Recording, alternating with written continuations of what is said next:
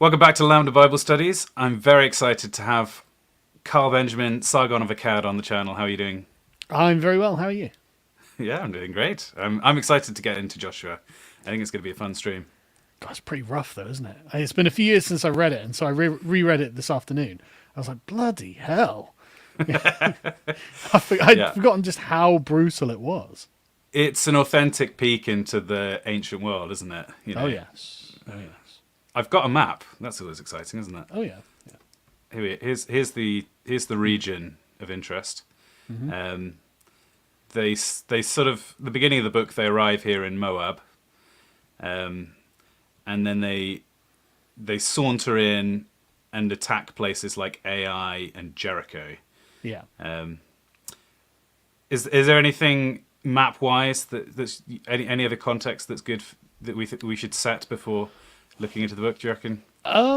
Well, I suppose we should try and estimate the time period in which this happens. It's probably sometime around 1300 to 1100 BC, presumably. Somewhere around there, do you think? Yeah, I'm not so up to date on all the dates. I know that there's some.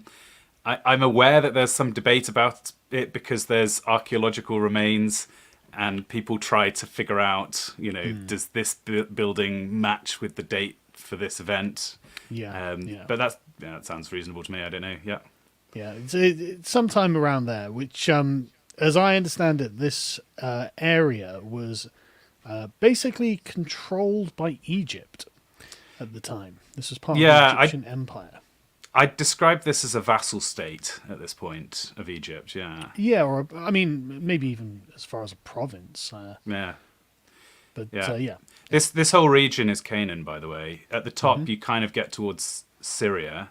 Obviously, on the left here is the Mediterranean Sea, and this is quite an important trade route. The reason that ancient civilizations always fight over this is because you've got, Mesopotamia up to the north, and Egypt down here in the south, and if you can control this region, you can control the trade and tax it and so on. Yeah. So it's Yeah. quite a strategic area. Yeah. Anything that was traveling from the east that wished to go to the west had to go through this area. So And you've got this bit in the middle where you see all these kind of cities is the hill country, yeah. which is particularly where you would build fortresses and things because it's easy to fortify there and have a good strategic position. Yeah, one of the important parts about this region is actually tied into the religions of the people in the area and further abroad, of course, because Arabia is the source of many of those religiously significant spices and, I mean, substances, I suppose you'd call them, like myrrh and frankincense, which apparently only grow in extreme deserts. Interesting. And just for anyone who doesn't know, these are the subject of myth and legend in and of themselves. The Greeks believed, or given to believe, probably by, I think it was the Nabateans, who were the sort of primary. Later on, the Nabateans became like a very powerful, influential kingdom, controlling this trade. But the legend is that the area in Arabia is guarded by winged serpents, and so you can't go down there. Otherwise, the winged serpents will come and get you. Obviously, not true, but but these, you can see why they would want such a myth propagated, right? As in, just don't bother coming down here. We'll bring it up to you. Trust us, Yeah, exactly. There's quite a lot of climates going on here because the area by the sea gets most of the rain, but then it's therefore quite seasonal. So you get these periodic droughts, which play a big part in several of the biblical accounts. So the area up to the hill country is kind of feast or famine zone. And then interestingly, you can't really see it on the map, but if you could see the elevation, the other side of the hill zone, which is mainly where we spend our time in Joshua, you go down to this valley which is where the Sea of Galilee is, and the Dead Sea, which is I believe actually the lowest point on Earth. These are Oh, quite is it? significantly below sea level. I mean, that's maybe partly why it's such a salty sea. So yeah, you get this very extreme valley going in here. I did not know that. There you go. Yeah, and one of the things that happens in Joshua, of course, is they have to get across. They have to get across the river. So that's probably enough of looking at maps. Shall we open up the text?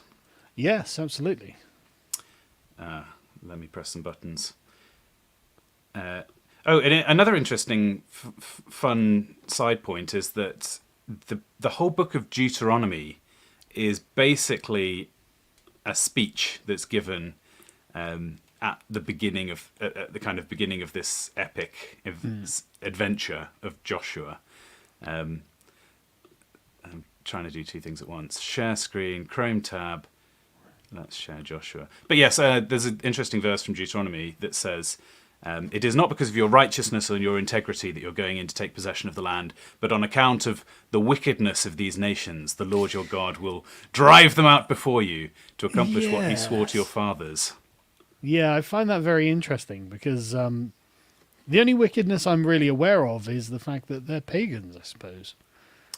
Well, they are known for putting their babies on burning hot altars and watching them burn to death. So, okay, so this is a long running trope, and the Romans made the same accusations against the Carthaginians as well. Interesting. Are you going to debunk? I didn't know. No. I'm not. I'm actually not. It could well be that this was indeed a feature of what are we going to call this? Canaanite life, yeah, and religion. It's certainly not implausible that it is, but the preponderance of it is going to be vastly overstated. Obviously, they're not burning every baby or anything like that. And what's also interesting is that a lot of the people who are like, oh, God, they're burning children. Well, I mean, you guys do a lot of things that are quite bad too. The Romans, when things were going badly for Rome, they'd just bury a few people alive just because that was what God wanted. So it's not like the fingers can't be pointed in all directions. No, indeed. Well, there's one of the interesting bits of symmetry in the Old Testament is that the Israelites are sent in by God. You actually see in Genesis, there's a verse that says, kind of, hold off, the sins of the Amorites hasn't yet reached its full level. The Amorites being one of the Canaanite tribes. Yeah. And then we see in Joshua, God sort of saying, okay, in you go. They're evil enough. We're going to kill them all. And then you see later that the Babylonians get sent into the same region to kick the Israelites out for basically the same set of sins.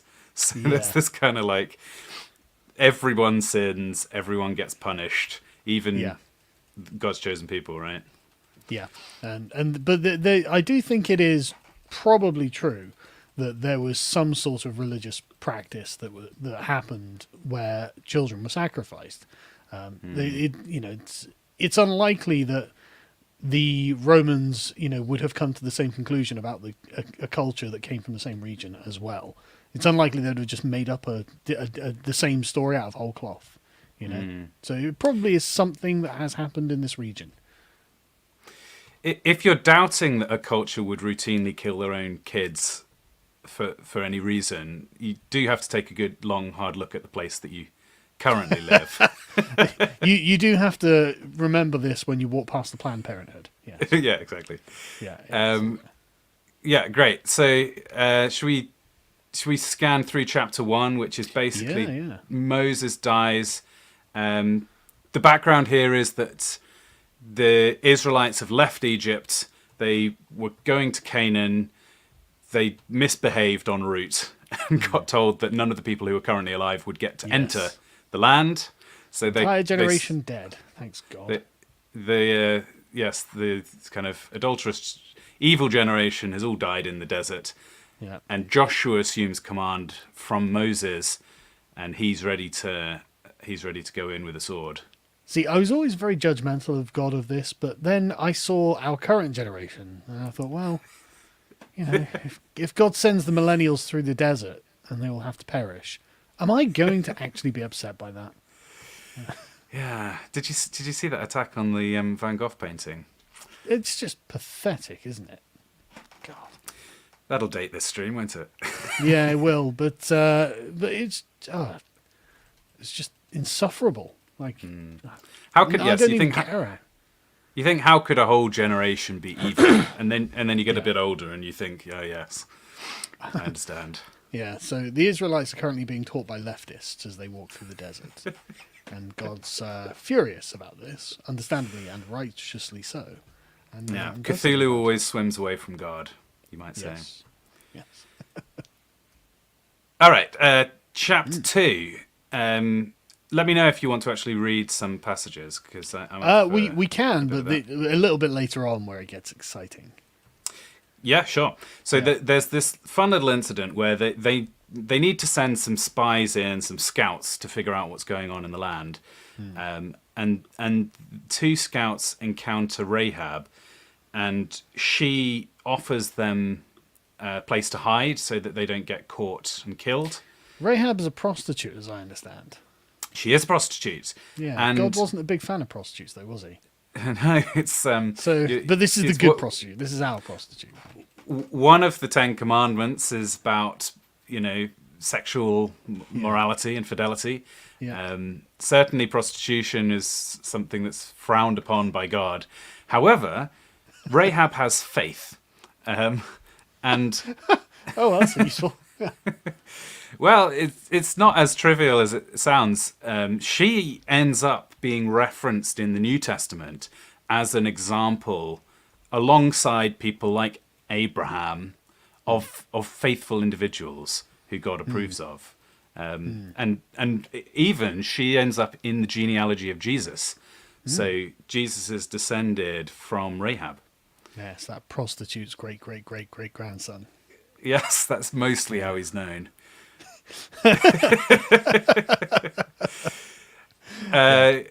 So yeah, that's a fun little story.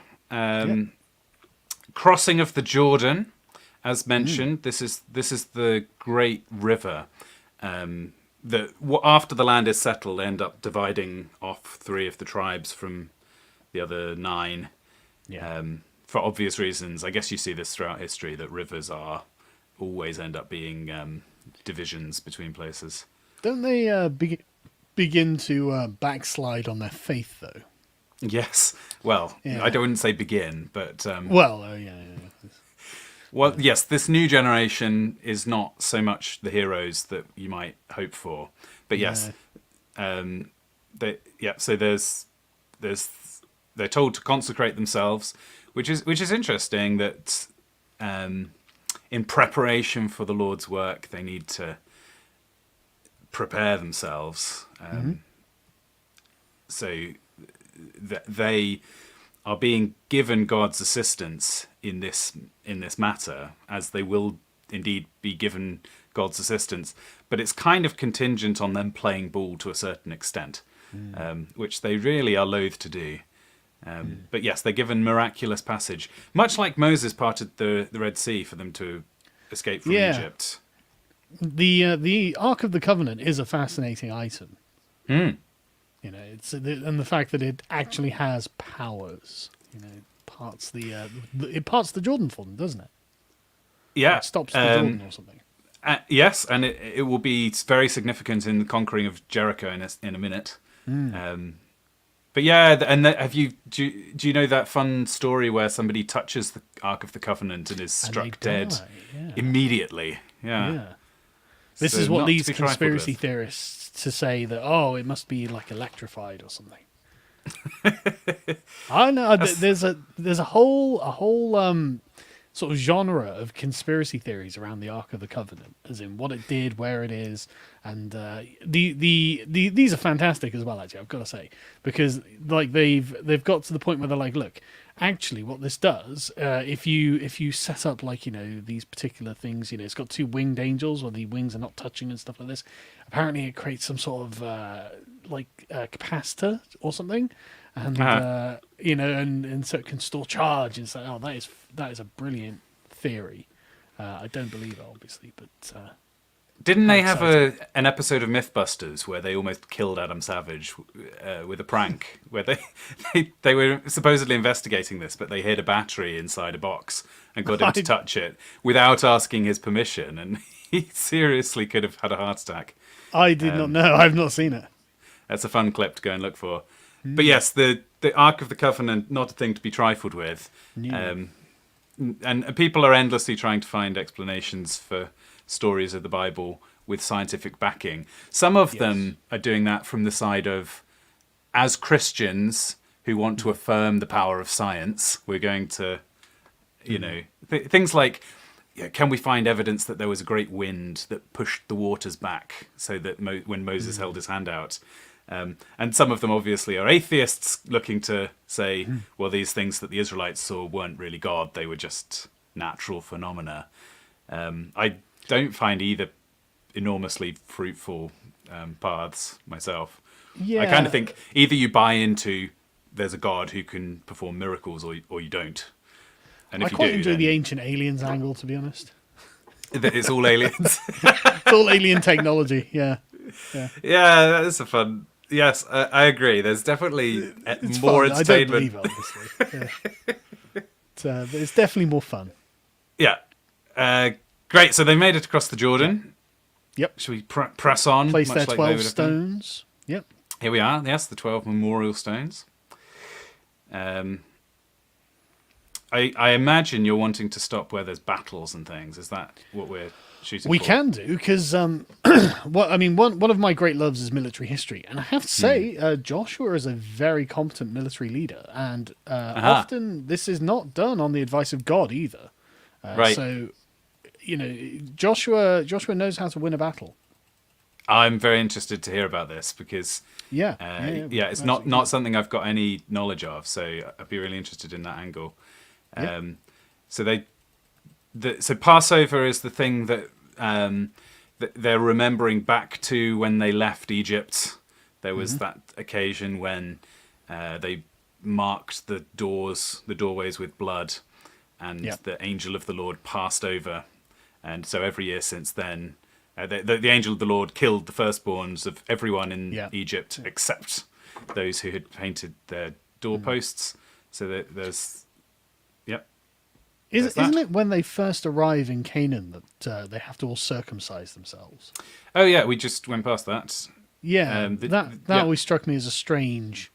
Right, lads, we're stopping. Why are we stopping, Joshua? Right, you've got to cut off your foreskins.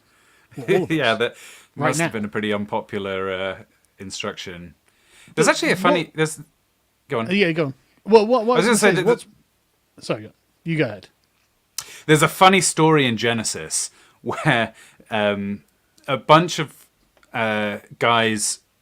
So there's the sons of Jacob, and they have a sister called Dinah who gets raped, and they want to attack the guys who did this, understandably. Yeah. So they go to them and pretend that their issue is that they want Dinah to be married to them, but they can only accept that if they all get circumcised.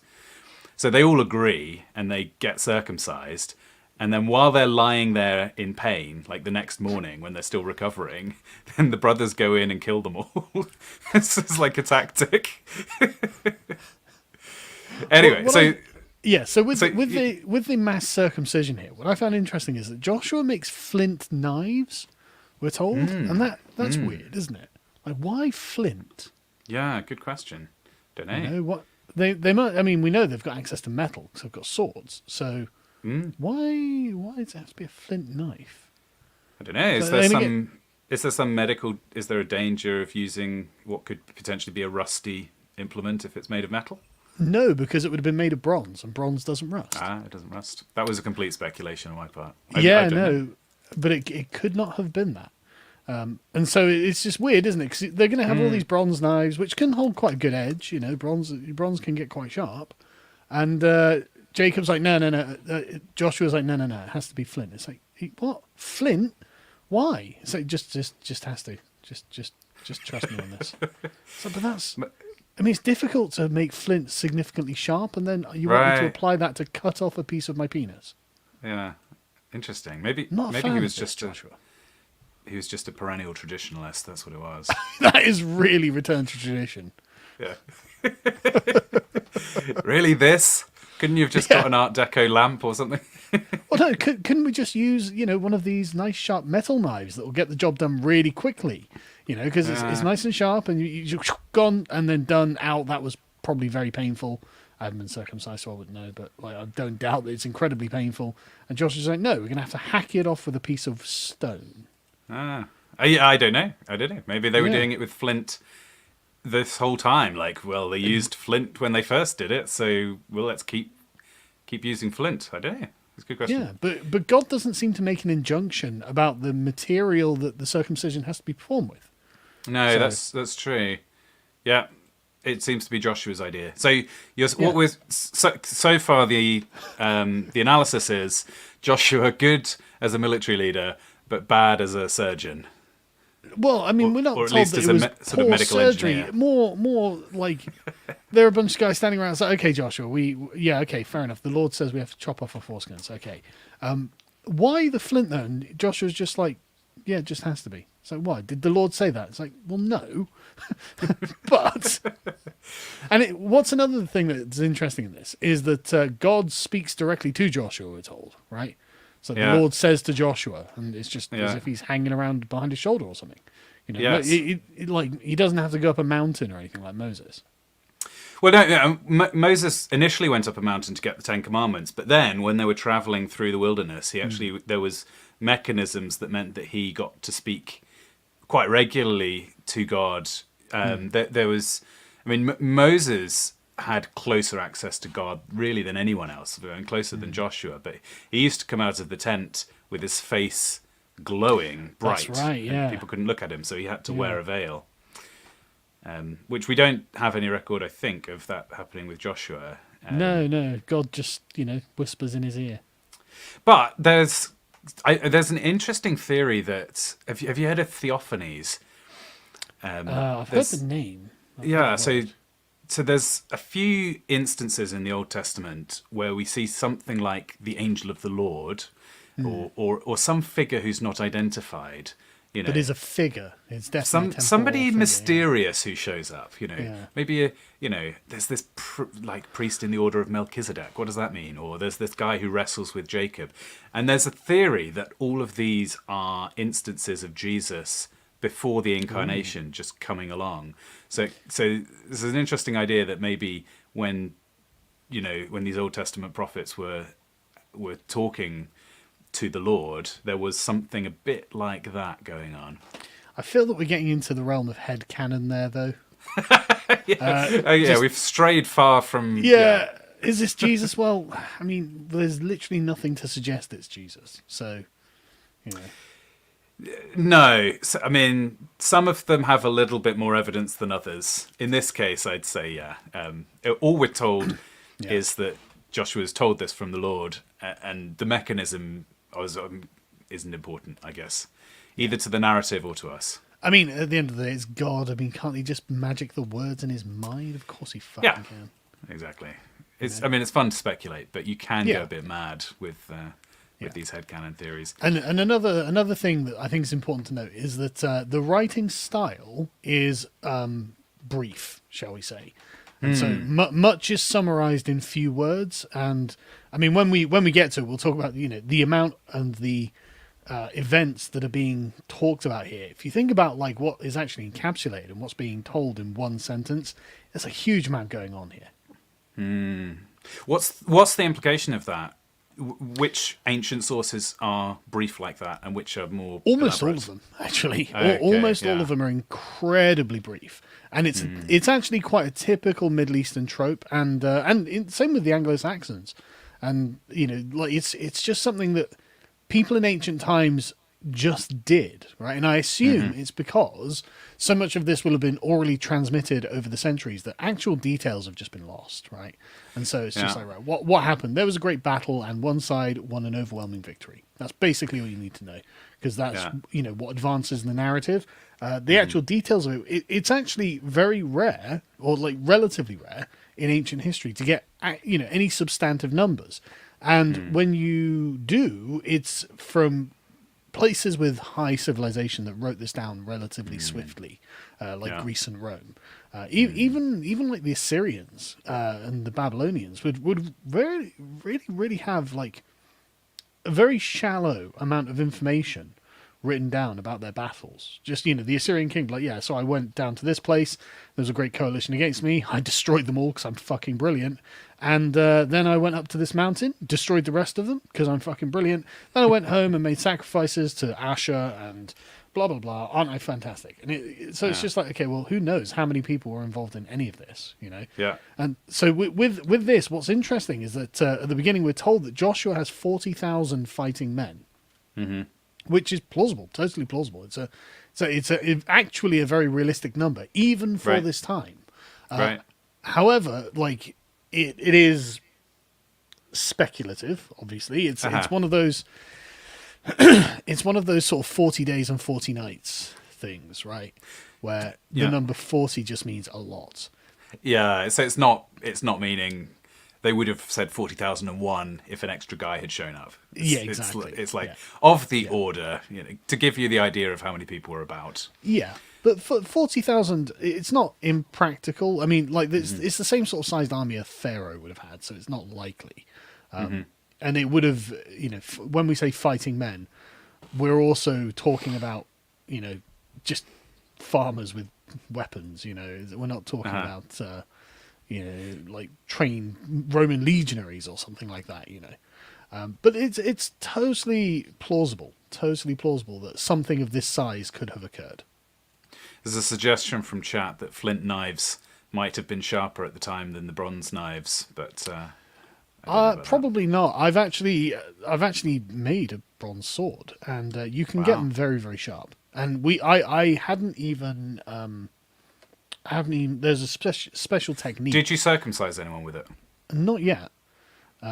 There is a special technique that you do that hardens the edge as well, but I didn't do it because I'm not going to use it in a battle. Hopefully, That's pretty cool. Oh yeah, it's epic. It's just on the shelf behind me actually. But no, the bronze is very sharp. Yeah. Flint actually, I mean, you've got to work really hard to make flint sharp, like very sharp. Yeah, outside my area of expertise, I'm afraid. What do we know about the type of the way that a battle would have been fought? Because this is such a long time ago. Was it a matter of having platoons and setting them out in positions, or was it just everyone runs in? So we actually have an account that's roughly of this era, which is one of the earliest battles on record, which is the Battle of Megiddo, which is where Armageddon comes from. Which is yes, that was on my map earlier. Yeah, which pharaoh was it? It was probably Ramses the Great or someone like that against the Hittite king. And we do have some information. So they do draw up their men in what is usually described as some sort of battle array, because you do need to do that. So there was some sort of organization, and they would, like, they'd have different divisions, and so they'd have like a chariot division, they'd have divisions of archers. But how? I mean, I imagine there was a fair amount of organization behind it.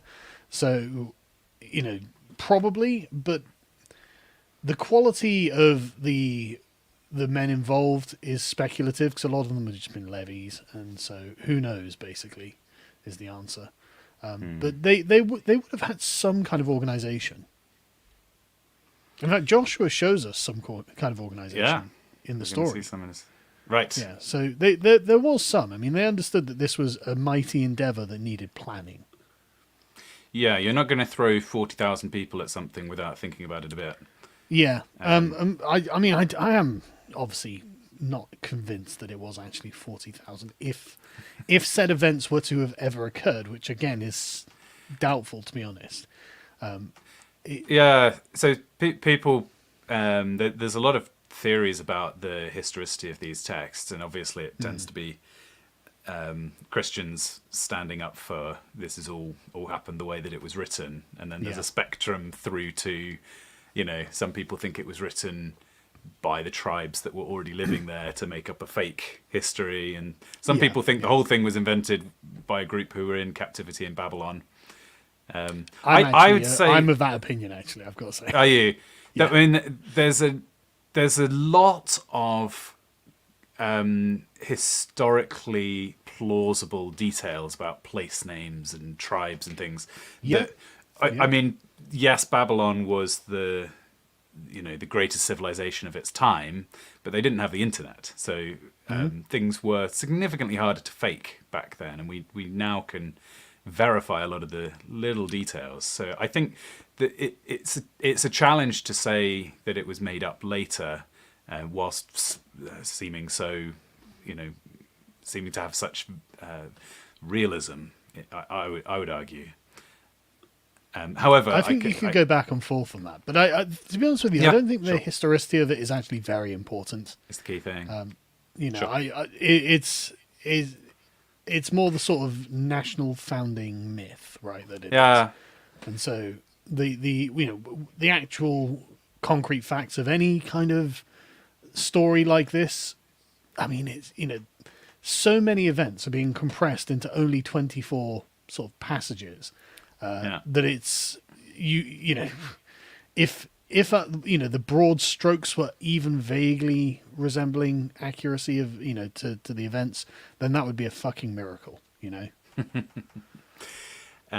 So they arrive at Jericho, which is Yeah. an amazing city, for the time. It's got a great source of fresh water. It's just a beautiful place to live. It's also And it's one of the oldest cities in all of history. Oh, yeah. Jericho, I think, is actually one of the I saw a documentary about it. There is, I think, it's 3 cities in the Middle East that compete for the oldest walled city, and Jericho is one of them. That's interesting. It's a very ancient. It's venerable even in its own day. The Yeah. earliest sort of the deepest foundations of Jericho go back 9,000 years. It's really old. And I mean, walled because they fortified it for battle. I think the Canaanites used to fight amongst themselves, and then obviously the Egyptians came in and took the place over. Presumably there was more fighting at that point. So it's a city that's prepared for siege and prepared for battle. Yeah, I mean, most cities were. I can't. The only city in the ancient world I can think of any significance that wasn't walled was Sparta. Ah, that's interesting. Is that not another part of the kind of mythic nature, or they really just didn't? They really No, just thought... it was genuinely. It was ideological. It was ideological because Yeah. they were essentially a military city. The walls of Sparta were its men, as far as Lycurgus was concerned, and so they didn't have walls. And that's not. I'll do a thing on Sparta at some point because it is a fascinating place, and it's interesting how it's basically a propositional nation. Which is honestly, it's kind of like a sort of Soviet Union. Without, if you remove the universal element of liberalism, then you get the sort of particular and ideological state of Sparta. If you want to make it militaristic, so it's very interesting. Very interesting. Apparently, the battle over the flint knives is still ongoing in comments, and people. Well, are if anyone's got any good thoughts on it, I'm happy to hear. I mean, apparently, blades made of natural glass are much sharper even than modern manufactured metallic knives. Yep, obsidian becomes incredibly sharp, phenomenally sharp, but it specifically says flint. Is flint not the same thing? No, flint is literally, you can go into your garden and probably find some, and you can get it sharp. There's probably videos on YouTube you can watch of flint napping, where you smack 2 bits, a different kind of stone against the flint. And if you hit it in a certain way, you can knock shards off of it in order to create a sharp edge. But even then, you would much rather some metal. This is why flint became, obsolete when copper was discovered. Copper became sharper than flint. So it's just really weird that it's specified that we're gonna use flint, lads. Like, oh God, really? Of all the things.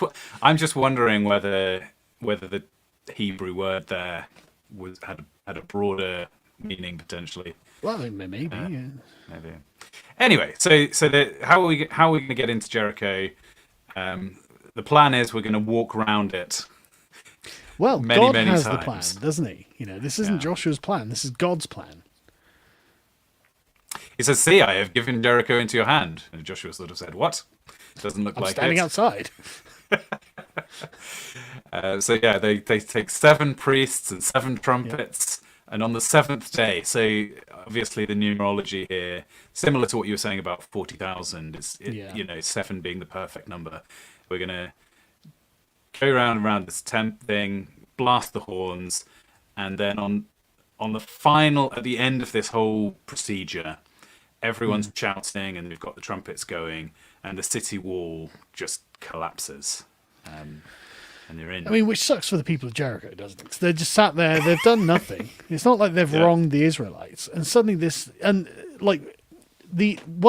one point, I can't remember what the name of the city is, but we're told how many inhabitants of the city there are, and it's 12,000, which is actually a very plausible number. Again, that's the sort of size that these cities were in this sort of day and age.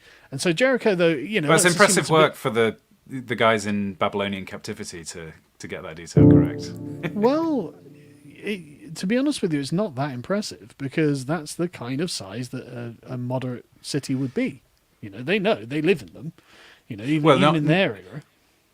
Well, the cities would have been a lot bigger, wouldn't they? But not necessarily. I mean, major urban centers, yes. Like Babylon probably had what was it at its height? Probably a few 100,000, right? And that's a giant empire capital.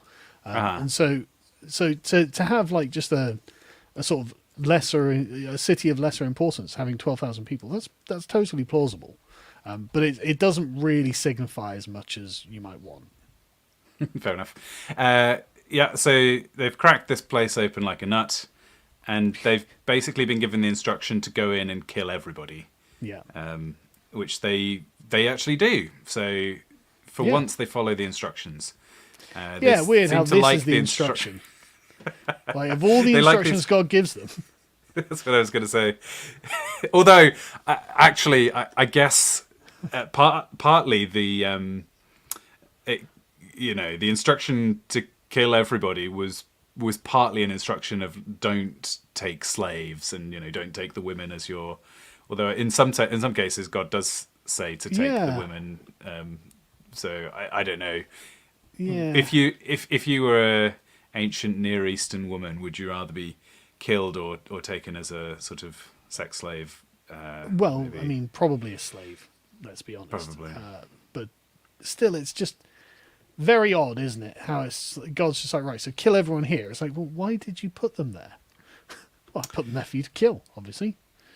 Well, but I mean, should we do a 5-minute diversion on the question of is it morally impossible for God to order the destruction of these peoples? Because I think it's a question which, as a modern reader, you can't avoid asking. Although I think should we do it at the end of the genocide? Okay, let's enjoy it first. Yeah, because I mean, it's just one city. Well, it wasn't that bad. No, it's not just one city, actually. Yes, correct. It's way worse than that. Really just the beginning. Yeah. So they do spare Rahab, as we previously saw. She's the traitor. They want to kill off the traitor.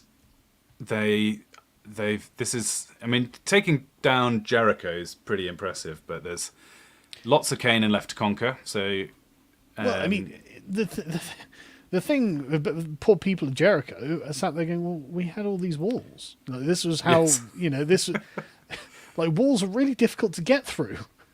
This was going to be This was why we Yes. had them. Yeah, I mean, not with divine assistance. They're very easy to get through in that case. Yeah, But yeah. it's a bit like using cheat codes in a video game, isn't it? Yes, it is, actually. It's exactly like that.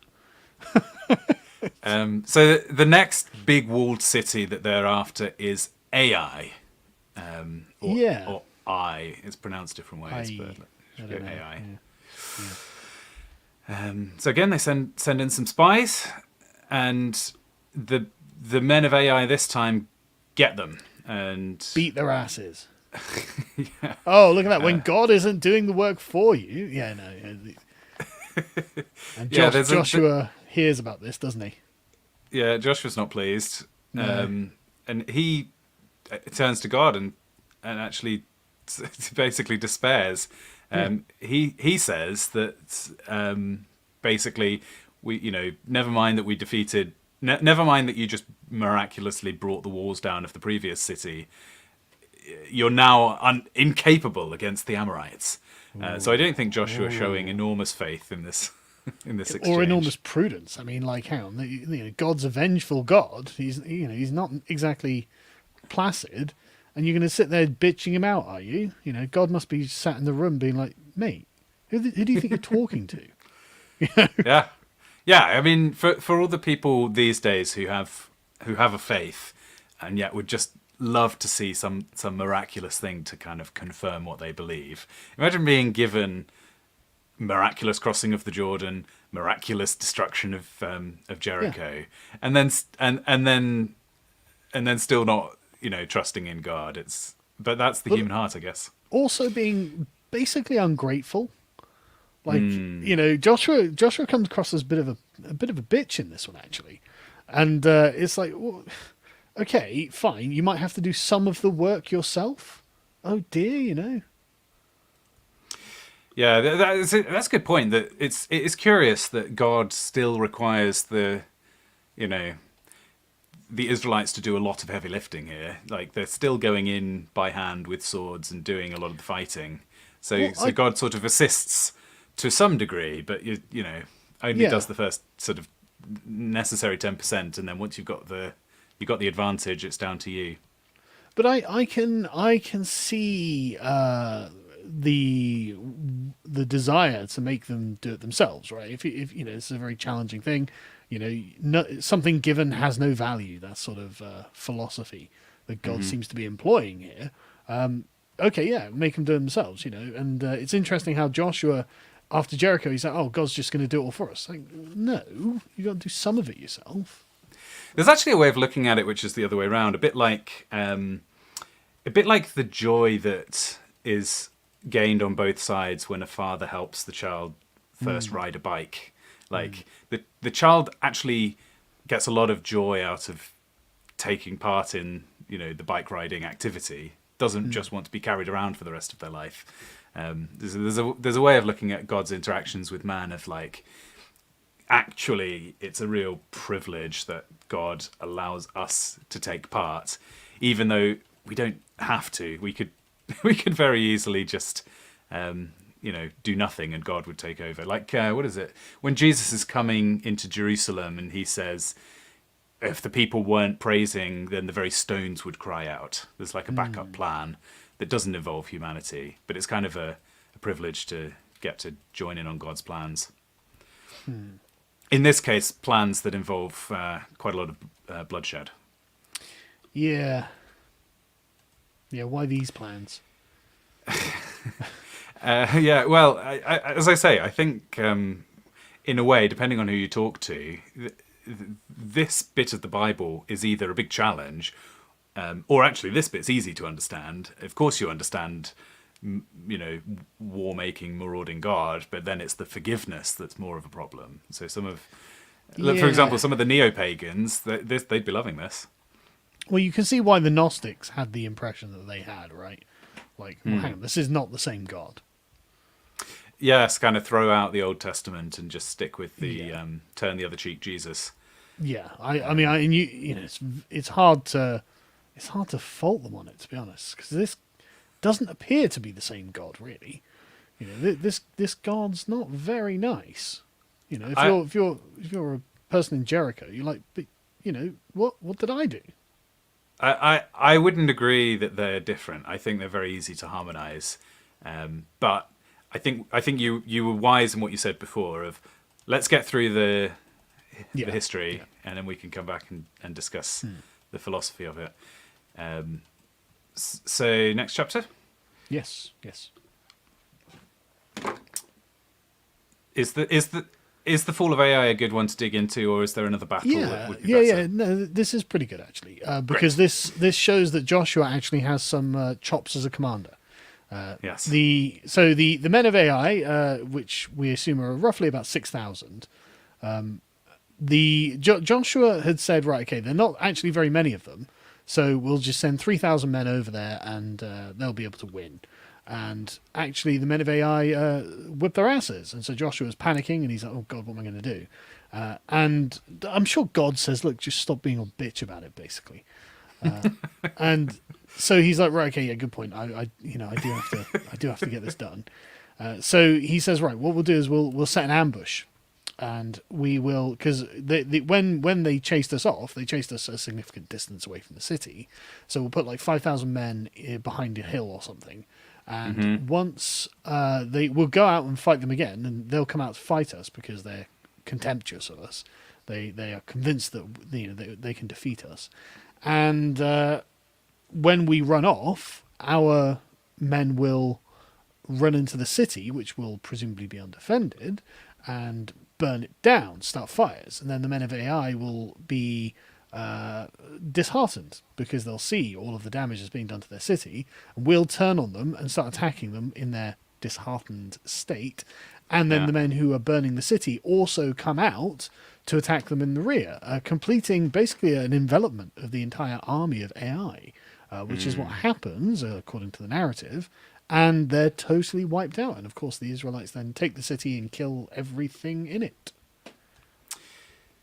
That's a nice little military maneuver there. I agree. That's very good. impressive. Yeah. So they took down 12,000.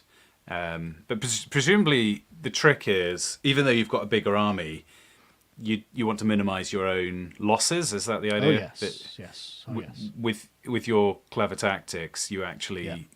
you lose almost nobody. Yeah. This would have been a tremendous victory for the Israelites, because I mean, one thing that is important to remember is that coordination is very, very difficult in the pre-modern era, right? And so there are many examples of armies being totally routed by forces that are far smaller than they are. And you think, well, how the hell could that be possible? And it's because all of warfare is about local superiority of force. And so if you can bring to bear, 5,000 men against 2,000 men, you will easily rout those 2,000 men. And then if they wheel around another 4,000 men, well, you've still got local superiority of force, and you can rout them as well. And then they've only got like half their army remaining, and yet that's probably equal to the amount of men you just had anyway. So, and the time it takes to get all of this, in line and ordered, a well-organized small army is more than capable of defeating a less organized but far numerically superior army. And the thing is, as soon as large numbers of men start running off the battlefield, the second rule of warfare, I would say, is essentially the battle is won or lost on the men's willingness to fight. And if you see lots, if you see lots of your own men running away, well, your willingness to stand and fight dissipates. And the enemy, though, if they see they've routed huge numbers of your men, well, they're very encouraged and they're very eager to get to grips with the rest so they can rout them and win the entire thing. So morale is a huge factor in ancient warfare. I've heard warfare's that a bit most different, of... Okay, yeah. I've heard that most of the deaths in battle happen during the routing, during the... Yes. one side is fleeing and they're just being Yeah. mown down by the pursuing army. So We what's the actually- point of an envelopment? Sorry, then? we actually go. have some statistics on this, right? Because the ancient Greeks actually did keep a fairly good record of the battles, and so you can see, like in the Battle of Marathon, for example, The Athenians are they're outnumbered by the Persians by at least 2-1, and that seems plausible. And after the battle, they went around the battlefield and just counted the dead. And apparently, the Athenians only lost 192 men out of See, they've got 10 or 12,000 people on one side. The Persians have 25,000 on the other, and they lost 192 men, and the Persians lost 6,000. So you can see the massive disparity there, and it's exactly as you say. It's hard to kill a man who's armored, and is trying to defend himself. That's the brute fact of it. And it's only when that man throws down his shield and tries to run away that he becomes easy to kill. Right.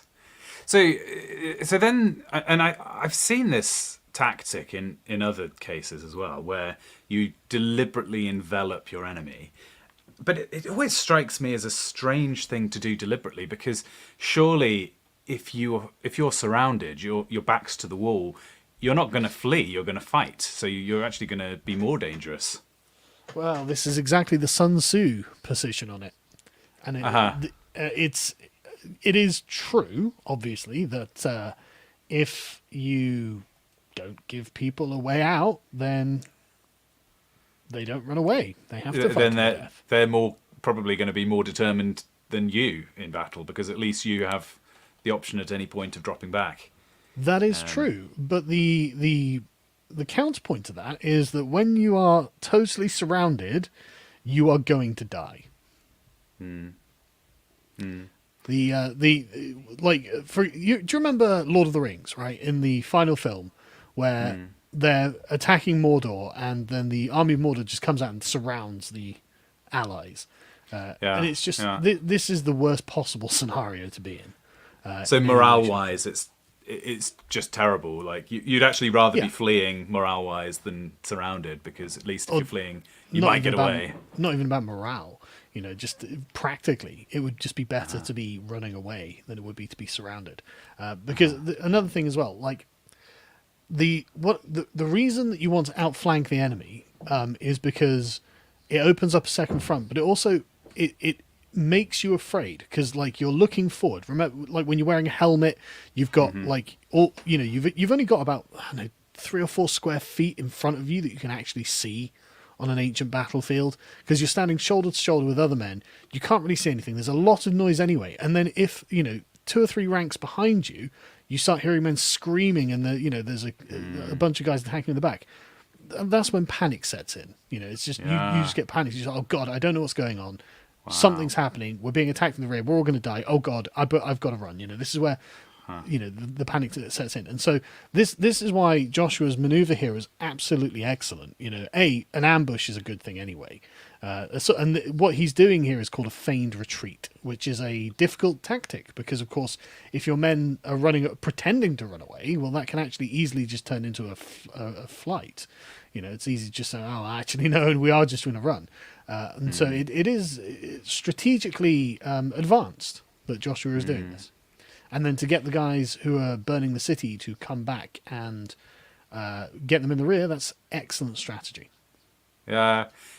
Do you think that would have been something people would have been wary of doing, as in you're in a fortified city and you send out 90% of your army or all of them to try and attack?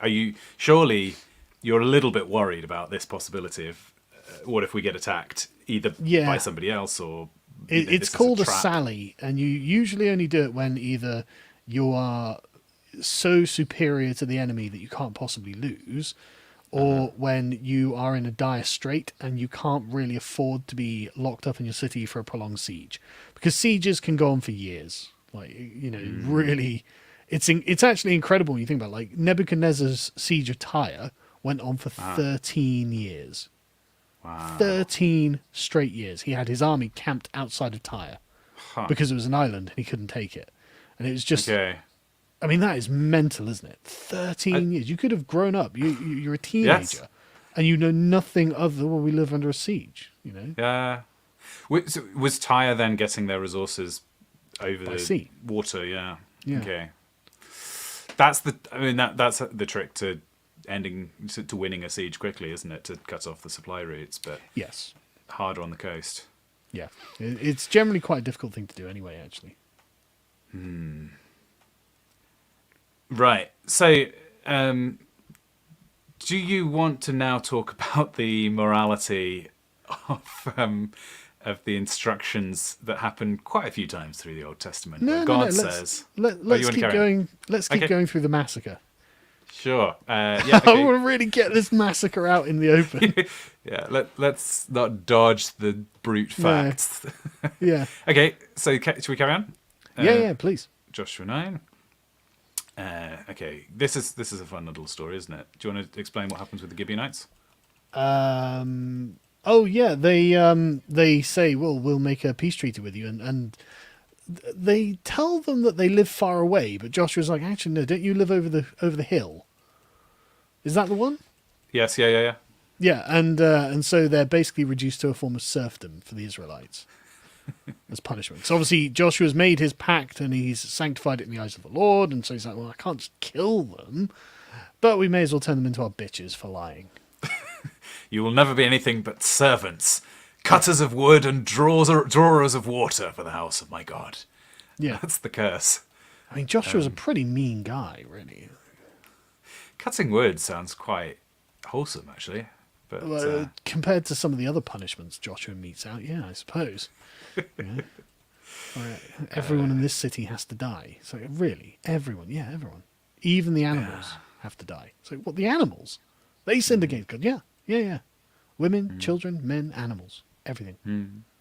interesting as a contrast against Jonah, where the city is sinful, but Jonah is sent there to tell them to repent, and they do repent, and then God spares them. And there's then there's this little discussion between Jonah and God, where Jonah is saying, "Well, you shouldn't have forgiven them; they were evil. They deserve to be blotted out." And then God explains that He cares for them, and He does this by analogy, because He says, "Well, look, Jonah, you're sitting under a nice bit of shade. Don't you care about that tree? Well, if you care about the tree, how much more am I going to care about?" And then He says, "The city, which had more than whatever it is, 5,000 inhabitants, and also many cattle," which is just interesting to say that part of the reason that God values the city of Nineveh is because of the cattle they're in. Anyway, we carry on. So there's this. So it's interesting in Joshua that you've got this mixture of, as you say, quite earthy and typical Near Eastern battle descriptions, where you get Joshua makes these plans and he carries them out, and he looks like the military genius, accomplishing things through kind of normal means that you might see Hannibal or somebody doing. Yeah. But then you get other battles where it's like, oh no, God just intervenes. Yeah. God just stops the sun in the middle of the sky, as happens here. Yeah. I mean, this obviously, I'm as a history fan, I'm suspect of. Yeah, you're rating this from a secular perspective is From the secular 5% perspective, chance of happening.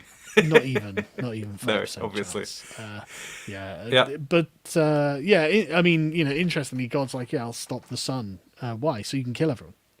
Yeah. Can't do you killing in the dark. Come on. Duh. Yeah.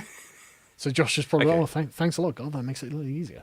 That is, yeah. It's like they could have had head torches, but Nope. this is quite a good solution as well. Yeah. so- I'm God. I can so- just stop the sun.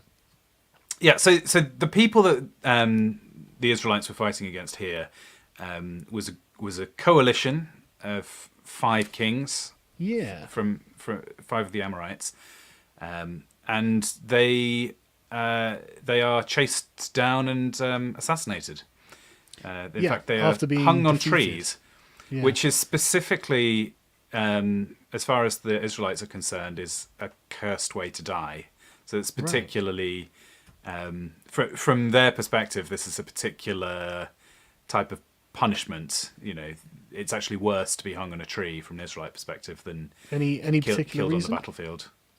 Well, it's just one of the things that comes up in the first 5 books of the. So in the law of Moses, it says, "Cursed is he who hangs on the tree."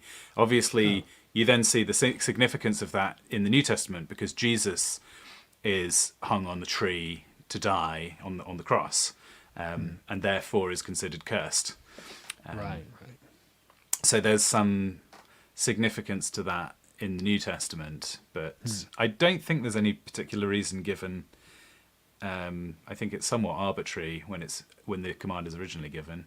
Well, just like a lot of the things that are given in the Mosaic Law seem arbitrary, right? You've got the don't eat shellfish and don't cross your fabrics and this kind of thing.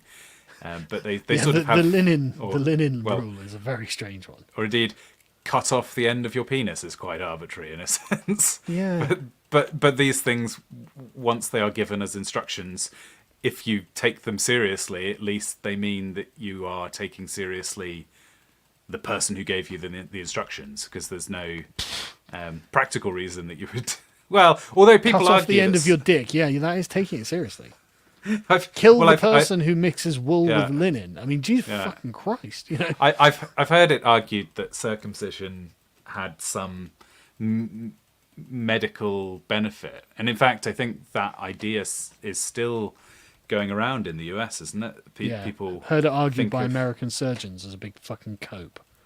Like, it's got no medical benefit, and in cases where it's necessary, well then, okay, I'll obviously do it in that case. But like as a general rule, there's no reason for it. They kill all the kings, and they head south. We could bring up the map again and show all of these places, Lachish and Eglon, and these places come up a few times. So just as a quick thing here, right? This is a common thing that Syrian kings did in the ancient world, because it was very often that Syria was invaded from some angle or another. Because again, it's right in the crossroads of almost everywhere. To the north, you've got the mighty empire of the Hittites. To the east, you've got the mighty empire of the Assyrians or the Babylonians. And of course, to the south, you have the mighty empire of the Egyptians. So it was very, very common for them to just wander in and start plundering if they could. And so forming coalitions is something that just happened all the time. So this is it's not a testament to its historicity or anything. It's just normal, but it's not a criticism or anything like that. It's it is what would have happened.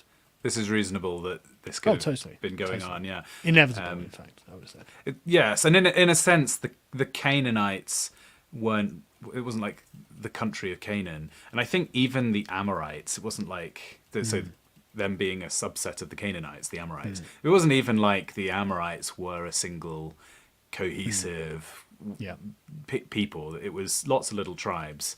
I guess like Boudica, right? Just it's definitely a patchwork of tribes that had. Does it mean like you have the king of Ai or whatever? It's like there are 12,000 people in his city. Like, is this a kingdom?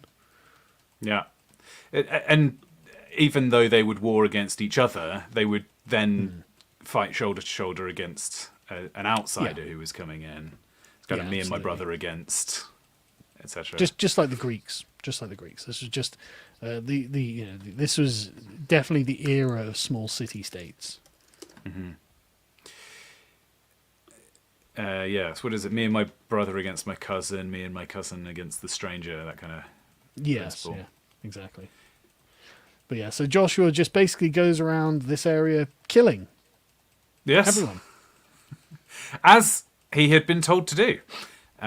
So a rare bit of faithful observance from the Israelite people.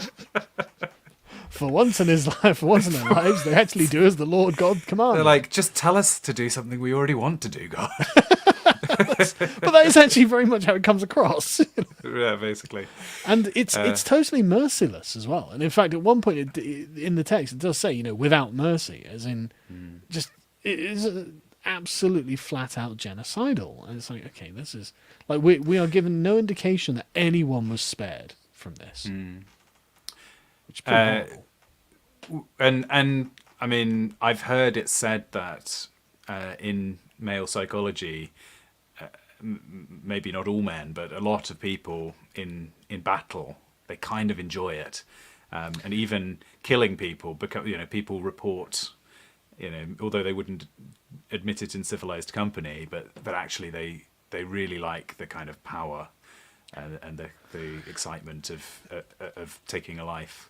There is actually, I saw a documentary with it was some conservative MP about violence and fighting, and it was like Michael Portillo. Actually, I watched this documentary years ago about violence, and he had gone to London to these like really dingy council estates, and he was interviewing like these young-ish men, sort of mid-20s men, and one of them just came out and said, "Look, fighting is my drug. This is what I do instead of getting high."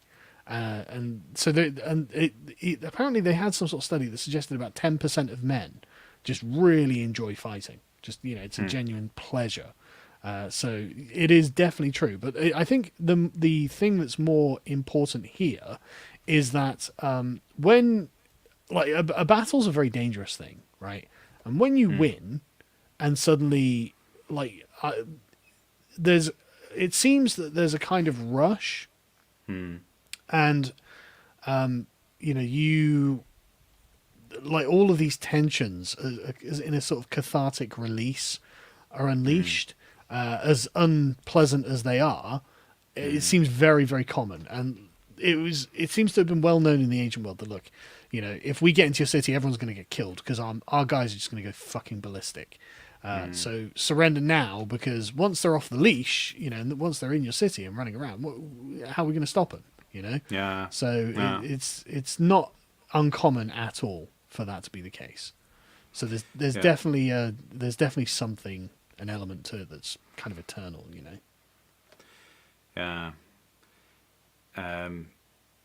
It's a bit like if you're like a gamer, you can't go to bed on a loss, and you can't go to bed when you're on a streak.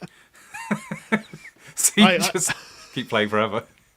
I think it's more. There's got to be a sort of aspect of savagery that comes into it, where you could have died and actually you've won, and then you kind of lose. Well, I mean, I would have thought that just basic psychology, right? If you're really worried about something, or you do something difficult, especially physically difficult, and then accomplish something, and you get that just flood of relief and excitement, Endorphins. That must be completely, I mean, overwhelmingly, you're just full of pleasure and excitement and relief from having survived the ordeal that you were so worried about. And I could imagine people getting addicted to that cycle. Yeah. Go through a few battles and you're just can't wait for the next one. Yeah, and also one of the things people that is actually very strange about the modern world is that soldiers aren't allowed to loot. Right, looting was literally the reason you would become a soldier, because you'd obviously loot loads of riches and come back incredibly wealthy and buy yourself a nice plot of land, assuming you survived, because of course it's a phenomenally dangerous endeavor. So there's a good chance you'd get killed, but if you didn't get killed, then you'd be very, very wealthy. And that was the point of going to war. That was the reason you would do it. You wouldn't do it otherwise, because otherwise what's the point? Unless you were defending your own town or something. The only options are, fight or be killed. So the incentive was the looting at the end. And if you weren't allowed to loot a city, well, that was actually a kind of black mark against the commander. Like, what do you mean? We just defeated their army. We're here right now. Why can't we loot? It'd be weird if they weren't allowed to loot. Yeah, there are a couple of cases where they were told where the Israelites were told by God not to loot, and they did, and that's an example of where they're then condemned quite heavily for it. But then there seems to be other occasions when the looting is fine and not a problem. So you have to read the small print when God tells you to attack somebody, I guess. Yeah, but it's Somebody- very common to loot. It's very unlikely. Somebody's saying I must have been an online gamer at some point. Yeah. Well, I mean, you could trace the lineage of this channel in some ways back to the good old Gamergate days. Oh, really? That's my route into this whole community. Yeah. Oh, I didn't know that. Anyway, I guess we should keep reading. So Joshua took all that land. Of course he bloody did. Why would you not? Yeah. It's all free. It's free real estate. He made war long time with those kings.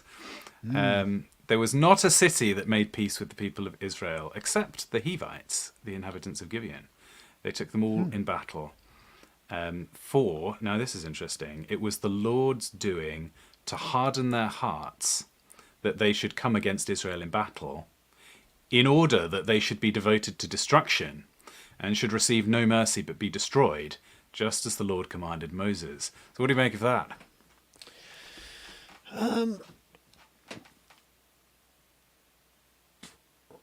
Why the Hivites weren't destroyed? So why is... Okay, so we were talking about, is it fair that Israel is destroying all of these places? And this verse seems to be somewhat addressing that and saying that, well, actually, none of them wanted to make peace. Kind of, Israel would have offered them peace, but they didn't. They came to fight Israel, so it was kind of justified that Israel destroyed them because they came to the battle. Yeah, And then it came says to you to there's fight. kind of but then there's a flip flop, because then it says, but actually the fact that they came to battle wasn't really their choice after all, because God came to them. hardened their hearts, and the reason that he hardened their hearts was so that they'd come to battle, and the reason he needed them to come to battle was so that they'd be destroyed. So it's a bit like in a film where you see, if you watch a children's film, Yeah, there'll always be a bit at the end where the bad guy is offered mercy by the hero. yeah. And then the bad guy tries to kill the hero, and then the hero can then stab without, you know, it's kind of in the audience's mind justified that you die in your moment of evil. I would find this more plausible if the Israelites weren't the ones invading. Yeah. I mean, you did march into their land and start killing people immediately. I mean, Jericho was not offered terms. You know, you start, No. okay, that's that city gone. Right now, the men of Ai, dead. You know, now a bunch of other, probably like a dozen cities so far they've destroyed without offering anyone terms. So, I mean, honestly, it makes me think that they didn't attack the Hivites because the Hivites were too strong, or, you know, God was not prepared to knock down their walls or something. You know, like that's... Yeah. I'm much more inclined to think that's the reason, actually. You can always play the game of what real life events might have explained why this religious document got written. But even always a from fun its game. own internal logic, we're not given any reason that the Hivites are given terms. No, and I mean the Hivites surely were also part of the Lord's command to Moses, no? Or maybe they Well, he said the They're- whole land, right? They're in the land. maybe their so- territory was just on the border or something. That's a good question. I don't know the answer to that. Why were the No. Hivites an exception? Anyone in chat can provide commentary on that, but I don't know. Yeah. But the general concept I think is interesting. So God gave the land to Israel and just said, "This is the promised land. This is where you're going to live. You've been taken out of Egypt, and go and take the land that is yours." Issue is, there's already a bunch of people present in the land, and they think it's their land. So, And that's only What's- because they've lived there for hundreds of years. yeah, and actually, the instruction that God gives is generally to drive out the people, kind of Yes. dispossess them of the land. And it so happens that, apart from the case of the Hivites, none of them were up for leaving. They all sort of just said, "This is the hill I die on," and the Israelites Just said, to be clear, okay, fair enough. Drive out is often something of a euphemism as well. Well, it's presumably it's the question of, are you gonna how far are you going to pursue, Yeah. right, after the battle? Well, Are you it going seems to contain the implication that they could just leave if they were, so inclined. But instead, God decided to harden their hearts, so they weren't inclined. But drive out a lot of the time just means exterminate. Yeah. I mean, that is indeed what happens. So Yes. it's kind of a. I don't think God was surprised by what happened. I don't think you can make the argument that God No. was like, slaughter and bloodshed. I didn't see this coming. I thought there would be a simple matter of sending a letter and have bread in the oven when we arrive. But God, you hardened their hearts so they weren't allowed to leave. Yeah, and it's quite clear that there's two things going on. One, at the same time in this series of events. One is God's promised this land to the people of Israel, so he's fulfilling his promise to them. And the other half of it is the people living there already need judgment, and the Israelites in the same time they are taking the land are also executing God's judgment against these people. So partly when you're seeing, I think as a like the right spirit to read these passages in, if you were to enter into the kind of the mindset of the original audience, I think they would have been cheering at seeing these people who are like at least portrayed as evil tyrants who killed children and followed the wrong gods and big long list of evils. So these people are like awful Evil So people who own all of this stuff that we really want. and incidentally, Yeah. in addition, the Israelites are becoming super wealthy. What are the odds? So you can see this as like you can imagine a group of lads reading this in a slightly nationalistic way and going, Absolutely. I mean, if this is your nation, this is brilliant. Like when the English took over England, fuck those Celts. This is great. and then enjoying much less reading about the later accounts of the exact same thing happening to Israel when they get... Yeah, that's the thing, isn't it? I was exactly thinking that when I was reading this today, thinking right, because I mean, there's a few passages later on. I think it's in like Kings or Judges or whatever, where they're like, oh, Assyria, no one's going to mourn your destruction, and it's like, well, Assyria actually doesn't do anything as bad to the Israelites and the kingdom of Israel as the Israelites do to the Canaanites. The Assyrians just deport them mostly. The Assyrians like round them up and then settle them somewhere else in the Assyrian Empire, which you can say, well, that's not a very nice policy, and of course it's not a very nice policy. But to be fair, the Assyrians are fucking hideous and did barbaric things on purpose to impress on everyone else. We're the guys in charge. Whereas this is way worse. This is way, way worse than what the Assyrians did. So it does just... When the Assyrians into like torturing people... And... Oh, yeah. I mean, they were. But they would not just kill people for the sake of killing them, right? Normally, what they would do is make an example. So this, in fact, Lachish is a city that the Israelites destroy and genocide. The Assyrians do the same thing. They don't genocide it, actually. What they do is capture the populace and then deport them into Assyria. And so more people survive the Assyrian conquest of Lachish than the Israelite conquest. And it's not to say that the Assyrians were nice. They were actually absolutely brutal, blah, blah, blah. Yeah. But it's just one of those things where it's like, you guys really, you're standing on a pile of corpses and saying, oh, you can't kill us. How dare you? It's very hypocritical.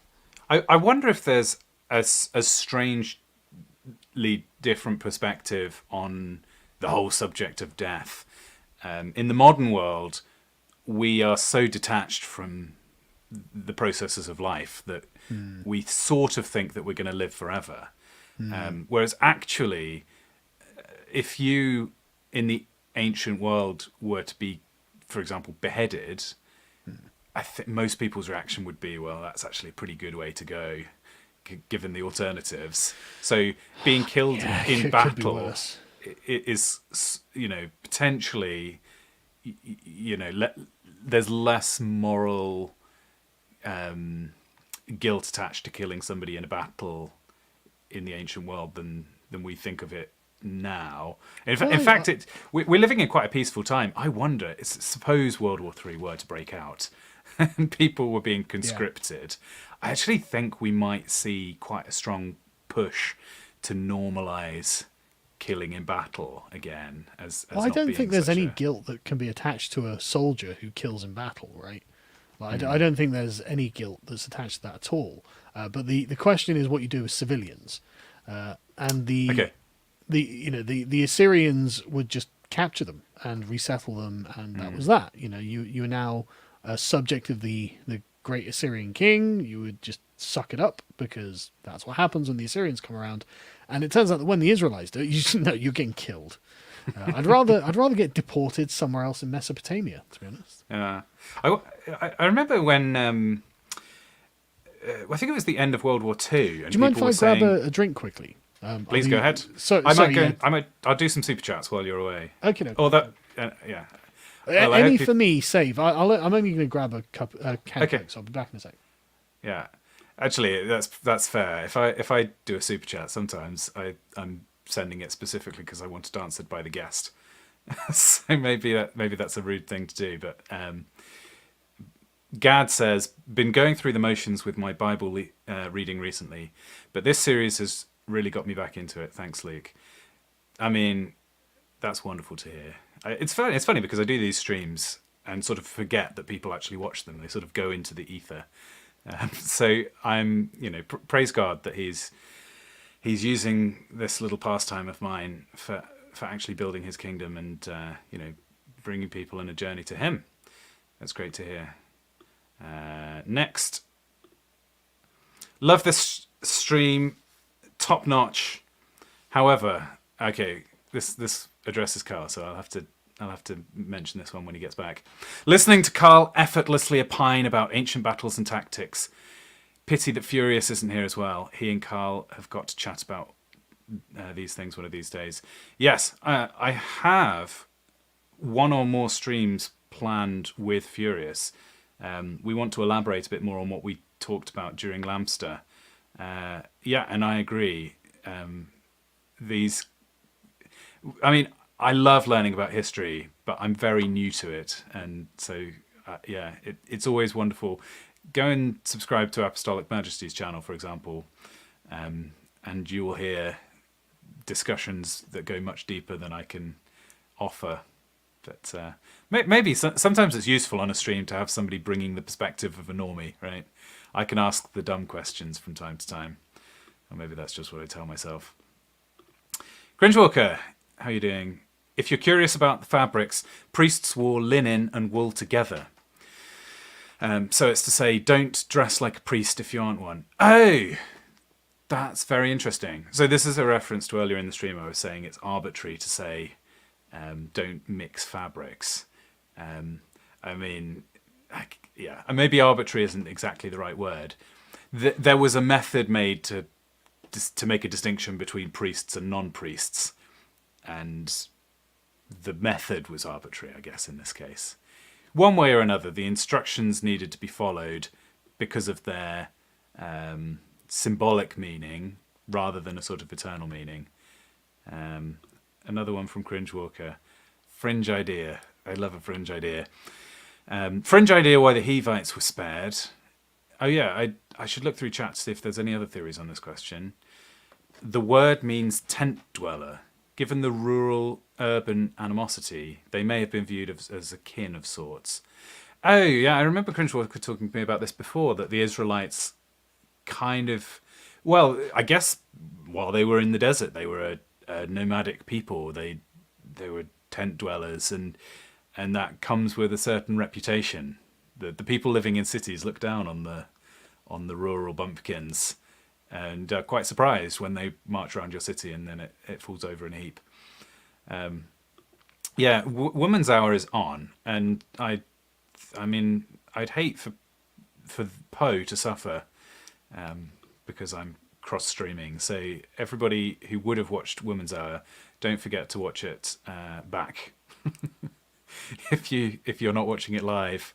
But if you're going to switch and watch Woman's Hour, don't forget to come back and watch the rest of this stream. The Levites were given about 40 cities spread throughout the land of the other tribes. They were to be available throughout the communities. Yeah, so this is one of the tribes didn't get any land. The Levite tribe. They were the ones who were the priests. By the way, to come back to the question of the Hivites, am I remembering correctly that the Hivites would kind of go and raid Egypt and go up and raid northwards to Mesopotamia and places? So they, whenever there was one of those famines that I was talking about at the beginning, when there was a dry spell, because I think that's sort of where they were situated, more on the coastal regions. I might be getting this wrong. I'm vaguely remembering something about this.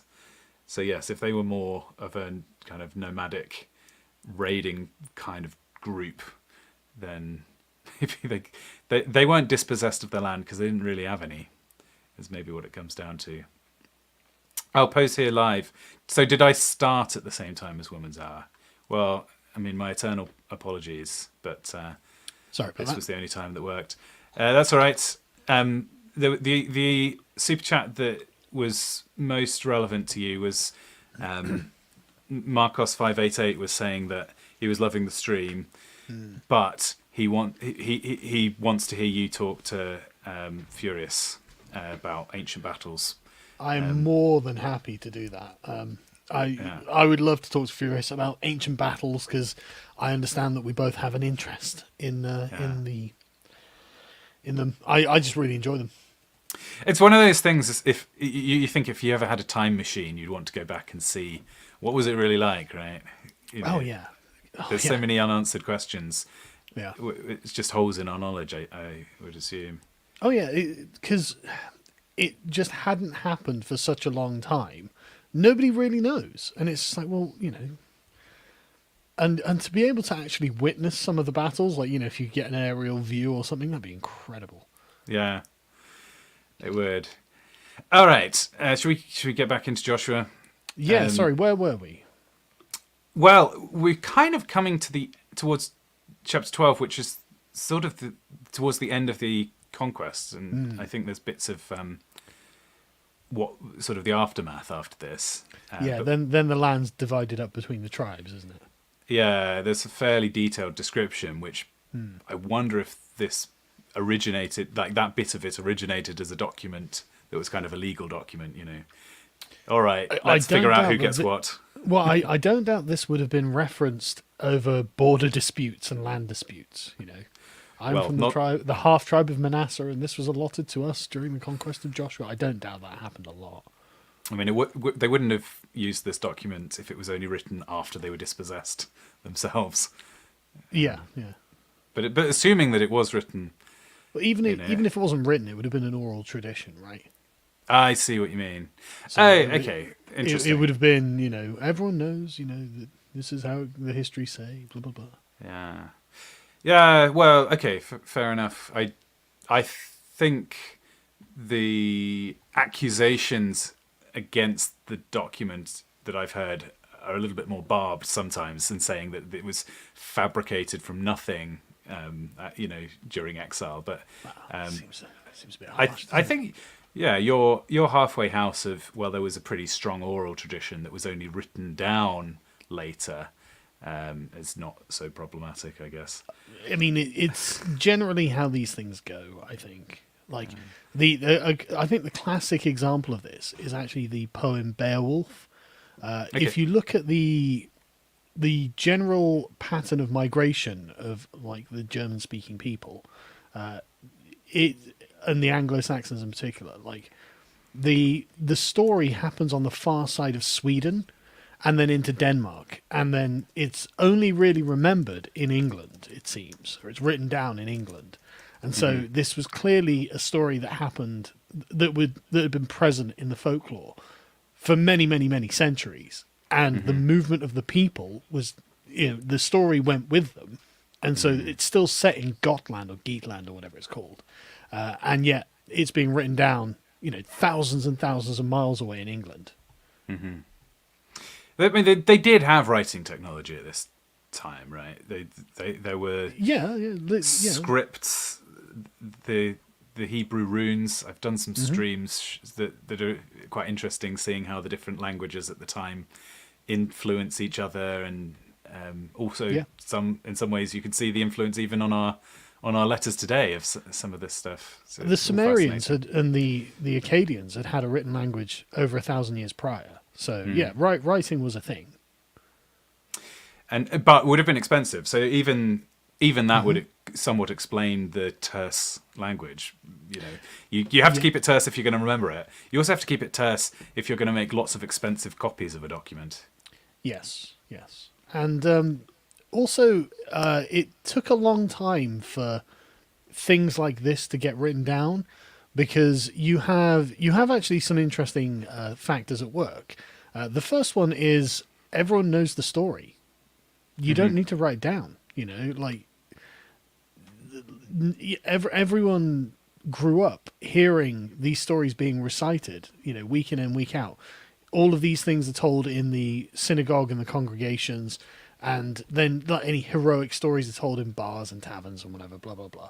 And so then you've got an entire sort of career, which is being the storyteller. Being the person who recites the Odyssey, for example. You over like a 3-day period or whatever, you'd recite the Odyssey, and that'd be your job, and you get paid for it.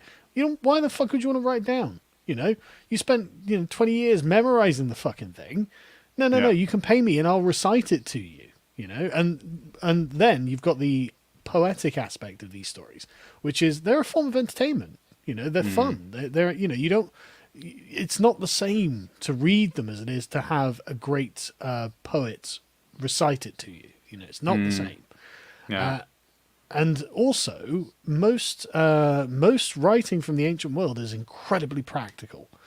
There are thousands and thousands of documents from like the Assyrians that are just untranslated, because it's assumed that most of them are basically receipts for transactions. And actually, this last passage kind of has that boring. Yes. It's just a list of all the kings that got killed. 31 of them. I've been working through doing an audio Bible on another channel, and these kind of passages, you're always like, all right, here we go. Crack your knuckles and get going, because it is very boring. But in some ways, it's interesting, just the rhetorical effect of listing the kings. These all fell to Joshua. Yeah, it's like the genealogy of the list of the ships in the Odyssey, where it's just listing, and this city sent 200 ships and this city sent 50 ships, and it's just like, it's really boring.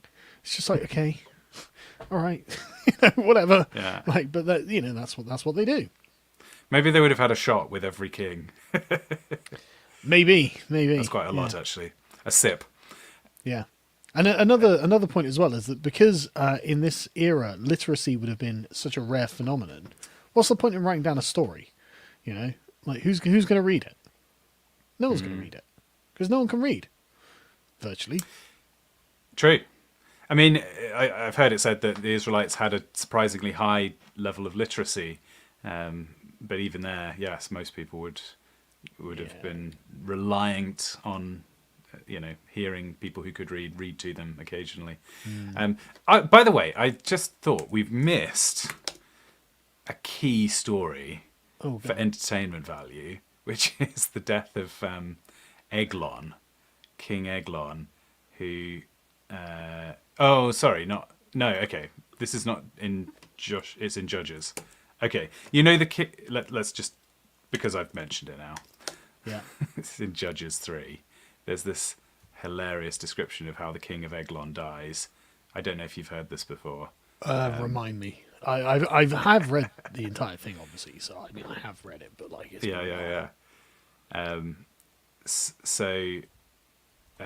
which bit should I read? Basically, he. I I should have found the actual verse. He so is he's very fat man, right? Here we are, Right. which is significant because Ehud waits until he's sitting alone, reaches with his left hand, takes the sword from his right thigh and thrusts it into his belly, and the hilt also went in after the blade, and the fat closed over the blade, for he did not pull the sword out of his belly, and the dung came out. So literally, oh my god, this guy's fat has eaten my entire sword. The entire sword is. I'm not getting that contained back, within am I? Eglon. No, I forgot. Sorry, because we talked about Eglon earlier. I thought that was in Joshua, but it's not. Just in Joshua. I thought that was, and then they're like going and find him, and it's all quite hilarious. Yeah. Anyway, so I think we've reached the end of the bit of Joshua that's the most like a movie, right? The Conquest. Yeah. Yeah. So did you now want to talk about what's the deal with God killing people? Yes. Let's talk about how this kind of undermines God's claim to being a universal God. Interesting. Okay, what do you want to start by? I wouldn't want to put words into your mouth. What is bothersome about this? Right. Well, the problem with the book of Joshua is that this either makes God seem like a parochial deity or a very cruel and malicious one. And neither one is very good for the Christian argument of a benevolent, loving, universal God from the New Testament. Yeah. So, okay, parochial meaning belonging to the Israelites. He's the God of the Israelites, not the God of humanity. Yeah, he's loving and kind to Israel, but not to anybody else. Yeah. That's one possibility that would explain. And in some ways, I guess it's hard to deny as well from this that's book. presumably the secular take, is that it wouldn't be unusual at this time for you to have your tribal god who assists you in battle, and when you win, you attribute it to, well, the god must have been pleased with us. But the god isn't the god of the universe. Well, I don't even know if I'd call that the secular take. That's just the take that everyone has, basically. That's exactly how it works. Everywhere really. Like every city has its own god, and the god is again parochial. And if the god was powerful, then your city wins battles and takes enemy gods prisoner. And takes their idols back to your temple and lords it over them. So it's not just that it's the secular view. This is just what they used to do. So this is what they thought as well, clearly. What I meant by it's the secular take is that the book clearly claims to be running on from the Pentateuch. It references the promise to Abraham, and it references Moses, and if you go back and read those texts, you're introduced to this God as the God who created the universe, and then the God who, they were trying to build a tower up to God, but he scrambles the languages and so on and so on. So you don't see Yahweh being understood as a parochial God within the entire corpus of the Bible, but what I'm saying is, presumably there are people who claim that those universalist aspects of the Old Testament were kind of later editions, and this text is actually older than those and kind of retains the parochial nature that Yahweh originally had under this theory. Yeah, very much so, and it's just the way he treats non-Israelites is difficult to justify and validate with the idea of universal God, because the God speaks from within the Israelite frame, right? He's not speaking from within the frame of the people of Jericho, who are just willing sacrifices for some reason, and it's never explained why God would favor the Israelites over the people of Jericho in any great capacity. And we only get to hear about the people of Jericho from the people who want to kill them. We don't get to hear their side of the story, which may have been slightly more fair, maybe. So it does seem that this is theologically controversial. It's theologically interesting. So it's not the case, I would argue, that the story of the Old Testament presents God as a sort of uncritical cheerleader for Israel. In fact, for example, in Exodus, is it 33, 32 maybe? He can definitely unleash the belt. That's correct, yeah. Yeah, so he's about to destroy the Israelites. Yeah. And it's only because Moses pleads with him not to that he doesn't destroy the Israelites completely here. So And there are it's many times like this as well, aren't there? Where Yes. God gets very angry at the Israelites and basically threatens them. Yeah. So actually, if you look at the history of the world from a Christian perspective, God is constantly being offended by the behavior of entire nations and choosing to destroy them completely. And the only reason that Israel is an exception within the text is because they were the chosen people, and God kind of put a special, it's specially joined with them. But it's certainly not the kind of jingoistic text, I think, that you would make up for yourself. It's quite unusual how critical I don't know. The people of Israel it is.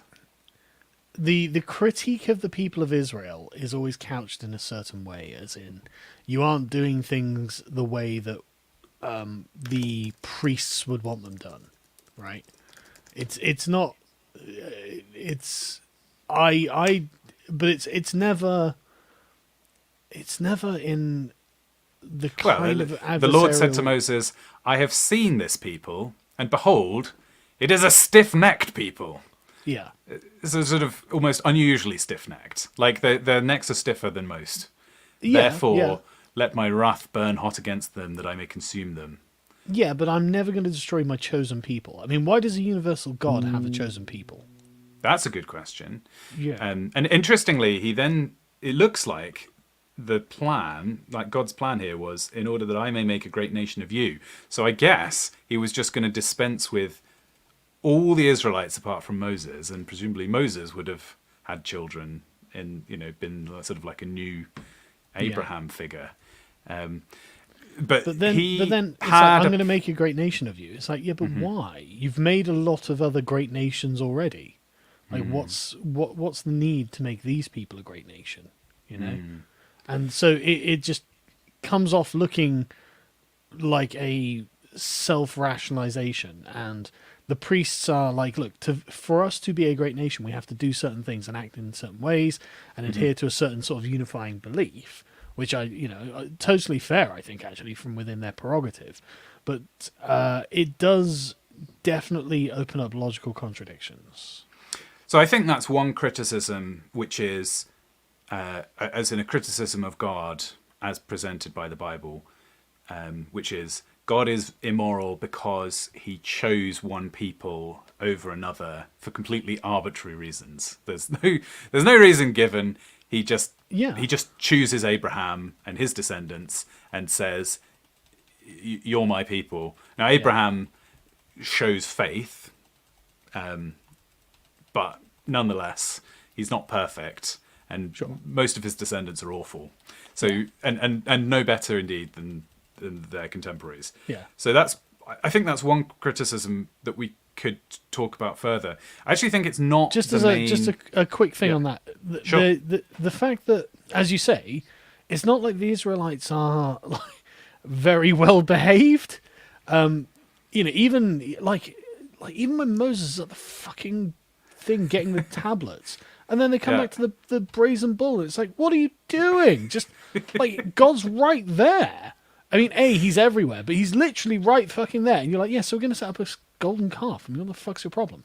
Like, It's literally, I turned my back for 2 minutes. yeah, it is. It's like a literally parent that. coming back to the house and they're Yeah, having a house it's party. literally that. But so it's there's never any real reason why it should be the Israelites and not someone else, right? Like, there's no reason to think that any other people, if a god had come down to them and said, "Look, I'm the universal God. I'm choosing you as my chosen people. Get in line and do what I say." There's no reason to think that any other people would have been less amenable or willing or effective or anything like that. And in fact, they May were have been much better. stronger. They were, maybe they would have been better, and they were much stronger nations. You know, you wouldn't Right. have had to have gone on a genocidal rampage to secure them for whatever reason. So, For example, if he depicts the Egyptians, they already had a nation. He starts They at ground already had- zero. Maybe he's kind of showing his power by saying, well, look, I'm going to pick the worst group, the least effective, and I'm going to make them great. And that shows that it must have been divine. I mean, sure, but you are God.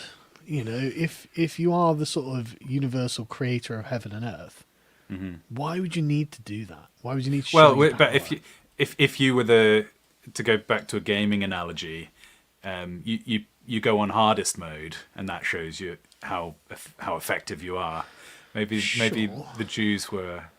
I'm speculating. A big challenge, yeah. Cringe Walker says, "I have it on good authority from my local carpet merchant that having strict friend-enemy distinction is evidence of a well-developed universal truth."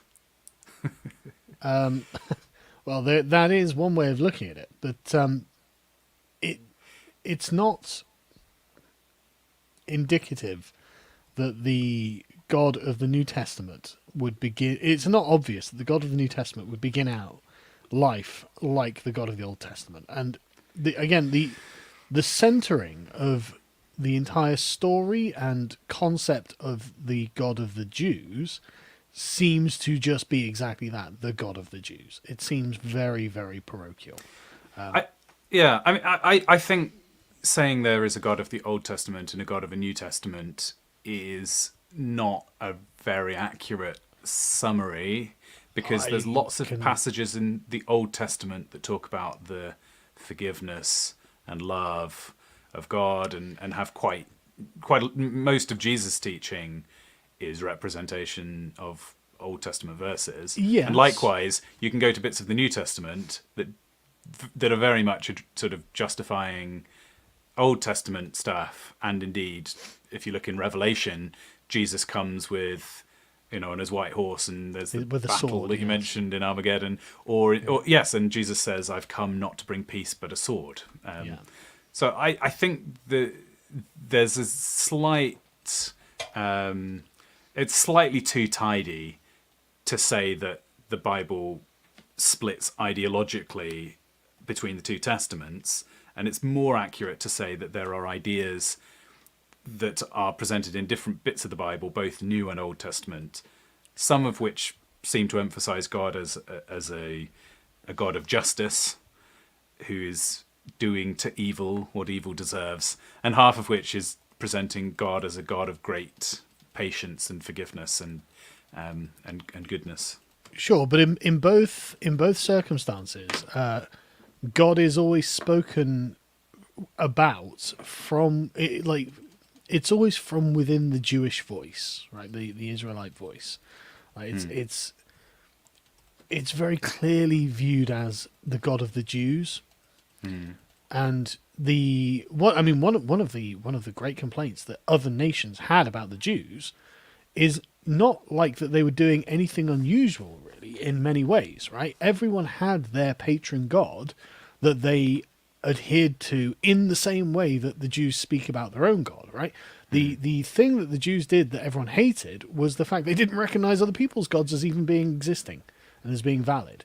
Everyone had this kind of like team spirit about their God. It was just the Jews were like, yeah, but your God doesn't exist. we're better than you, And so it still fits very much within that sort of parochial Middle Eastern framework, like pre-Christian framework, and it seems to be a natural outgrowth of it rather than divine revelation. The Romans used to call the Jews atheists because of their disbelief in the gods. Yeah, I think Titus. I mean, that's not. Is that a bad charge in a way? Titus said that their God had abandoned them. Because they didn't even have an idol. So it was like, Yeah. I mean, from a certain point of view, you can see what he's saying, right? yeah, exactly. They have this lineage of, like, look at Solomon's temple, and there's the Queen of Sheba traveling to come and see the splendor, and she says, "Wow, I was told great things, but wasn't even told half of the reality of what you've got here." And then here they are under Roman oppression, basically paying these exorbitant taxes, and then eventually having their temple smashed for the second time. And it's hard not to see Christianity as from the secular position. It is kind of hard not to see Christianity as like a big cope. I'm not even joking, actually, right? Because if you look at the history of Israel from about like 700 BC onwards, it's just being under the heel of whatever great empire is in the neighborhood, right? And like it begins with the Egyptians, who they were, the Canaanites were obviously under the heel of, and it may be that. I mean, I like the theory that this is like the Artan priesthood that kind of fled into exile into Canaan, because they were monotheists as well, incidentally. As far as I'm aware, the first monotheists, actually. Interesting. Are you aware? Okay. You aware of Akhenaten and the? No, who's Akhenaten? Right, Akhenaten Sounds was Egyptian. He was an Egyptian pharaoh about 300 years before the purported conquest of Canaan. In fact, who was a religious radical, and he decided that actually there was only one god, the sun, and he banished all the other gods from Egypt. He had them, all of the gods were wrong apart from this one, and this caused some sort of civil war. And his son was Tutankhamun, who was originally called Tutankhaten or something like that, who, when his father died, he took over, and I think he was murdered in a civil war.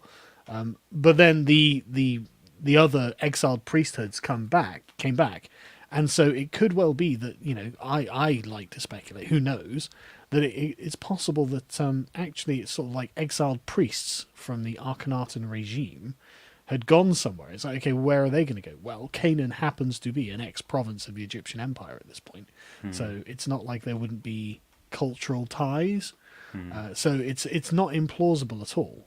Suddenly this monotheistic faith springs up in Canaan where it wasn't known before, and why and then this story of the conquest could be a sort of post hoc rationalization or justification of what had happened. Now I can't prove that, obviously, because the evidence for anything is very sparse when you go back this far, but it doesn't seem illogical that this could be the case.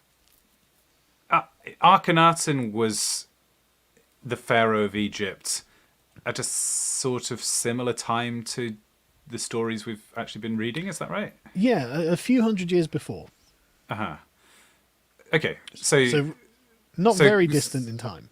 So kind of same region, same period. That this Yes. kind of the kind of birth of monotheism Yes. was happening here, and then the real dispute, I guess, is did it go from the Hebrew tribes? Did it start in Egypt and then appeared in Canaan? Yeah. Or was it, as the Bible lays out the story, that the people of Israel had this actual relationship with God, who revealed himself as the one true God. So the problem is there's no particular evidence for the Israelites being slaves in Egypt. Well, the Egyptians, there is Exodus, but you mean other than biblical? Yeah, I have to say that I don't really accept the Bible as very good historical evidence for a lot of things, actually. So there are other sources who are also important, at least as valid as Exodus, that don't mention any of this. And so it could well be that this is something that has just been made up by people who are trying to establish something, trying to lay claim to an ancient revealed tradition or something. And I'm not trying to be an atheist about all of this. No, it's interesting. I mean, it's not. I'm not an ancient historian, so Yeah. I think there's a YouTube channel, Inspiring Philosophy, that has a video on the historical evidence of Exodus. I don't even know if I've watched it, so I don't know if I can't vouch for it. But well, there's a chap called Israel Finkelstein, an Israeli chap who is an archaeologist and tried to discover any evidence for Exodus, and he came to the conclusion there is absolutely no evidence that suggests that large numbers of people travelled across the Sinai Peninsula in like hundreds of thousands or 40,000 or however many it is, because you would have some sort of evidence of that presumably, and there's just none. So he doesn't think the Exodus actually happened. I have to say my experience of looking for historians' opinions is that if you talk to people who go into researching the historicity of a religion tend to have an axe to grind one way or the other. So you talk to one person who will say, there's no evidence. In fact, the evidence shows that none of it happened. And then you talk to their colleague in the same department who says, all of the evidence supports the Bible or whatever they're researching. It's 100%. I can make everything fit and more. So, the way I land on this is that it doesn't really matter. What matters is the moral content of the stories, right? As in, what are they trying to get across to us? Because if what they're trying to get across to us is valid, then at the very least we could accept the story as we accept other stories that we consider to have moral content. So even if it's consciously a fictional story, we still draw moral lectures from them. Like people will cite moral lectures from things like Lord of the Rings. And with good reason. Because there's genuine moral content as a representation of reality. So there's nothing wrong with using stories as a representation of reality and to impart moral lectures. So I do, when it comes to religion, I am much, maybe it's that I've grown older and wiser or something, but I'm much less interested in being like, oh, you new atheist, show me the evidence, I can't look up into the heaven and see God. It's like, for fuck's sake, it's just, that's not what's at issue here, Yeah. And so I think there's a lot of truth to that. Obviously, there's a kind of in-house discussion amongst Christians about to what degree should we trust every word of this book, and to what, and there's different Christian positions on it. But I can totally understand from a secular perspective, and I know how to include somebody like Jordan Peterson in this, right? His takes on the Bible are really interesting and very valuable, I think. But they're not coming from a perspective that just accepts this as divinely inspired, except perhaps by his slightly tortuous definition of divine. But I think though we should. So we've talked a bit about, is it fair for God to pick out a people, the nation of Israel? I think there's no question the Bible presents God as having chosen Israel, and kind of, he picks them for no particularly good reason, and and all of the narrative is from their perspective. They get special treatment, and is that fair? So that's one question. But the other question that I think lots of people will be asking when they read these accounts is it wrong for God to order the death of anybody? Like, isn't he a God of love? Like, isn't there a contradiction? How can you have a God who says in the Ten Commandments, do not murder, and then it's elaborated by Jesus as do not even hate? Even disliking somebody is tantamount to murder. And then we see these texts where God explicitly says, go and kill people. So is that Don't murder, exterminate. God, what God's Yeah. saying is, no. One murder is just not enough, right? Yeah. This is rookie numbers. No. Yeah, exactly. And so you end up in, and I do think that this is an inevitable consequence of a text that is the product of many generations, right? Like, so the interesting thing about Christianity, like I was saying, in a way, I do actually feel it's a bit of a cope, because up until the Roman occupation, the Jews were very quick to launch revolutions against the oppression that they were suffering, and justifiably so, totally rightly so. Okay, your land's being occupied by a foreign invader. Where, is it the Egyptians? Is it the Assyrians? Is it the Babylonians? Is it the Persians? Although I don't think they actually revolted against the Persians because of Cyrus. Or is it the Seleucids? Or is it the Romans? And in all of these previous iterations of empire, right, it's entirely plausible that you'd be able to revolt against the sovereign. Okay, we'll get 50,000 men and then secure our freedom. But you were never going to do that against the Romans. Like the Romans had a much more advanced state capacity and a much more advanced military and provincial system than almost all of the other empires that came before. And you can it's just not happening, right? And then when it does happen, Jews are forbidden from living in Palestinia, as the Romans called it. They're scattered around the entire empire. They can't live there. They're forbidden from entering Jerusalem. Like, this is ego destruction on a scale that just doesn't normally happen. And the fact that the Jews still exist as a people now is actually testament to a kind of will that is very hard to find. Like the 12 lost tribes of Israel. Yeah. People always like, oh, where are they? Are they in America? No, they're somewhere in the Middle East. They got dispersed among the Assyrians, and they disappeared from history. That's what happened. It's not a mystery, actually. It is odd, isn't it, that this particular people group who are presented as being so significant in the Bible, a text that's, thousands of years old at this point, even to this day continues to be a sort of distinctive and significant group. World historic, yeah. Yeah, I suppose, do you find that kind of intriguing? And I've never quite got to the bottom of it. Partly because it's a topic that you're never going to get proper scholarly attention to, are you? Yeah, we're not. Not in the current context, anyway. Only by noted scholars like Kanye West, Yeah, he's really leading the charge intellectually. Kanye, what are you doing, brother? What are you doing, man? DEFCON 3? I don't know if that's wise, mate. I'm just saying. Maybe I have to give the Black Israelites another look. Yeah, I've never really taken them seriously. I mean, they are hilarious if that's what you're after. I guess on the same theory that what was it earlier in the stream we were saying the Ancient Aliens is the same kind of appeal.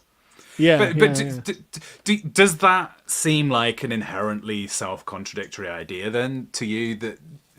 Because in some ways that was the criticism I was expecting from you, and it's not actually the one that I've heard. But I'm interested if do you think that inherently a good God could tell people to kill each other? Like, is there just a contradiction there, like a moral it couldn't be reconciled? So it depends how you're defining good, right? This I think is one of the intrinsic problems, because good is usually a positioned perspective. Usually something is good because someone values it, as in an individual values it, and so I mean it's good for the Israelites to go and take possession of the land of Canaan. It's very good for them. They're totally benefiting from it. Is it moral? Is a different question, and this is sort of Nietzsche's distinction between good and evil and good and bad. I think. Interesting, yeah. It would have been it could have been incompetence or competence that we could be looking at, or righteousness, right? And it's not really very righteous for the Israelites to murder everyone in Canaan, I think. And so, if it's a parochial God of the Jews that we're talking about, then I can see why they would have no particular objection to what God is doing here, because So no one else. assuming universal, like I get that. Assuming not universal, that's the thing. Like, because in like Asher, every war in the Middle East was a religious war at bottom. As in, and they were all explained through religion. Our gods are at war. We're going to go and conquer your city, capture the idol of your god, and then prostrate it in front of our idol. That's what they used to do.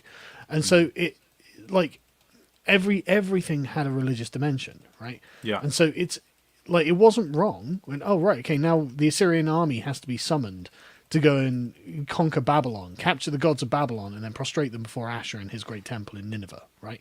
Fine, that's not, that doesn't make Asher bad. That makes him fantastically competent and good, and so, but is it what we would describe in a modern sense as being excessively moral? Not really. I think there are definitely problems with that view. It's hard to reconcile somewhat.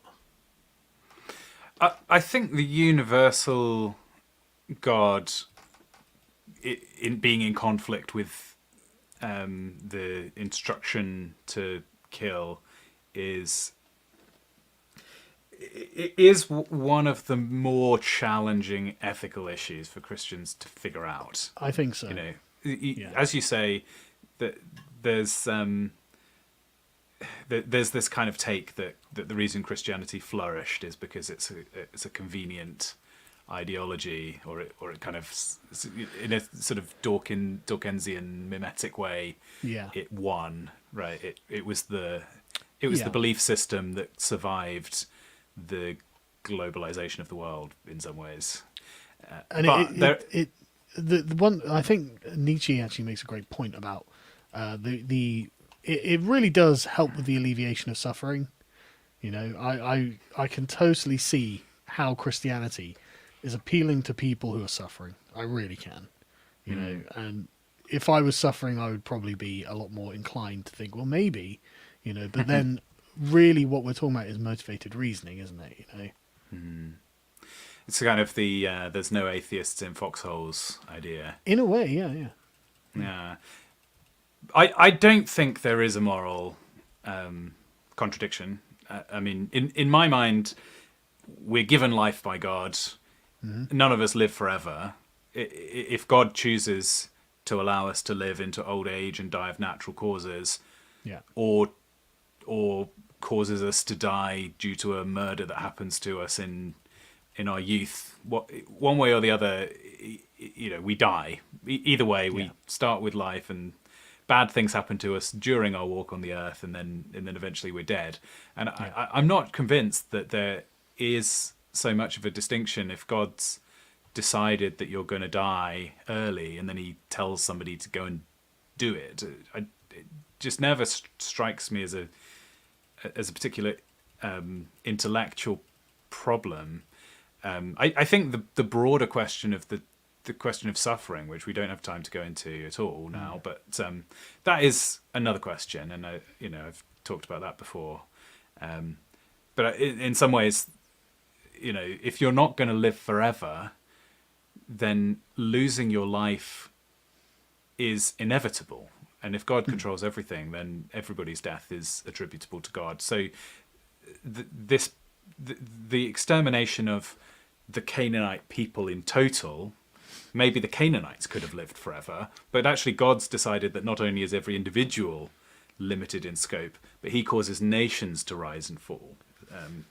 Sure, but it seems a bit like, okay, that's not much consolation to the Canaanites, is it? So look, you're not going to live forever, so it's okay if God brings down the walls of Jericho and gets the Israelites to murder every one of you.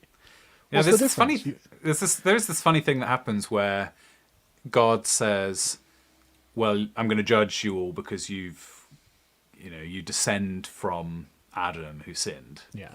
And then you go, well, this isn't really fair. What if I'm Yeah. perfect?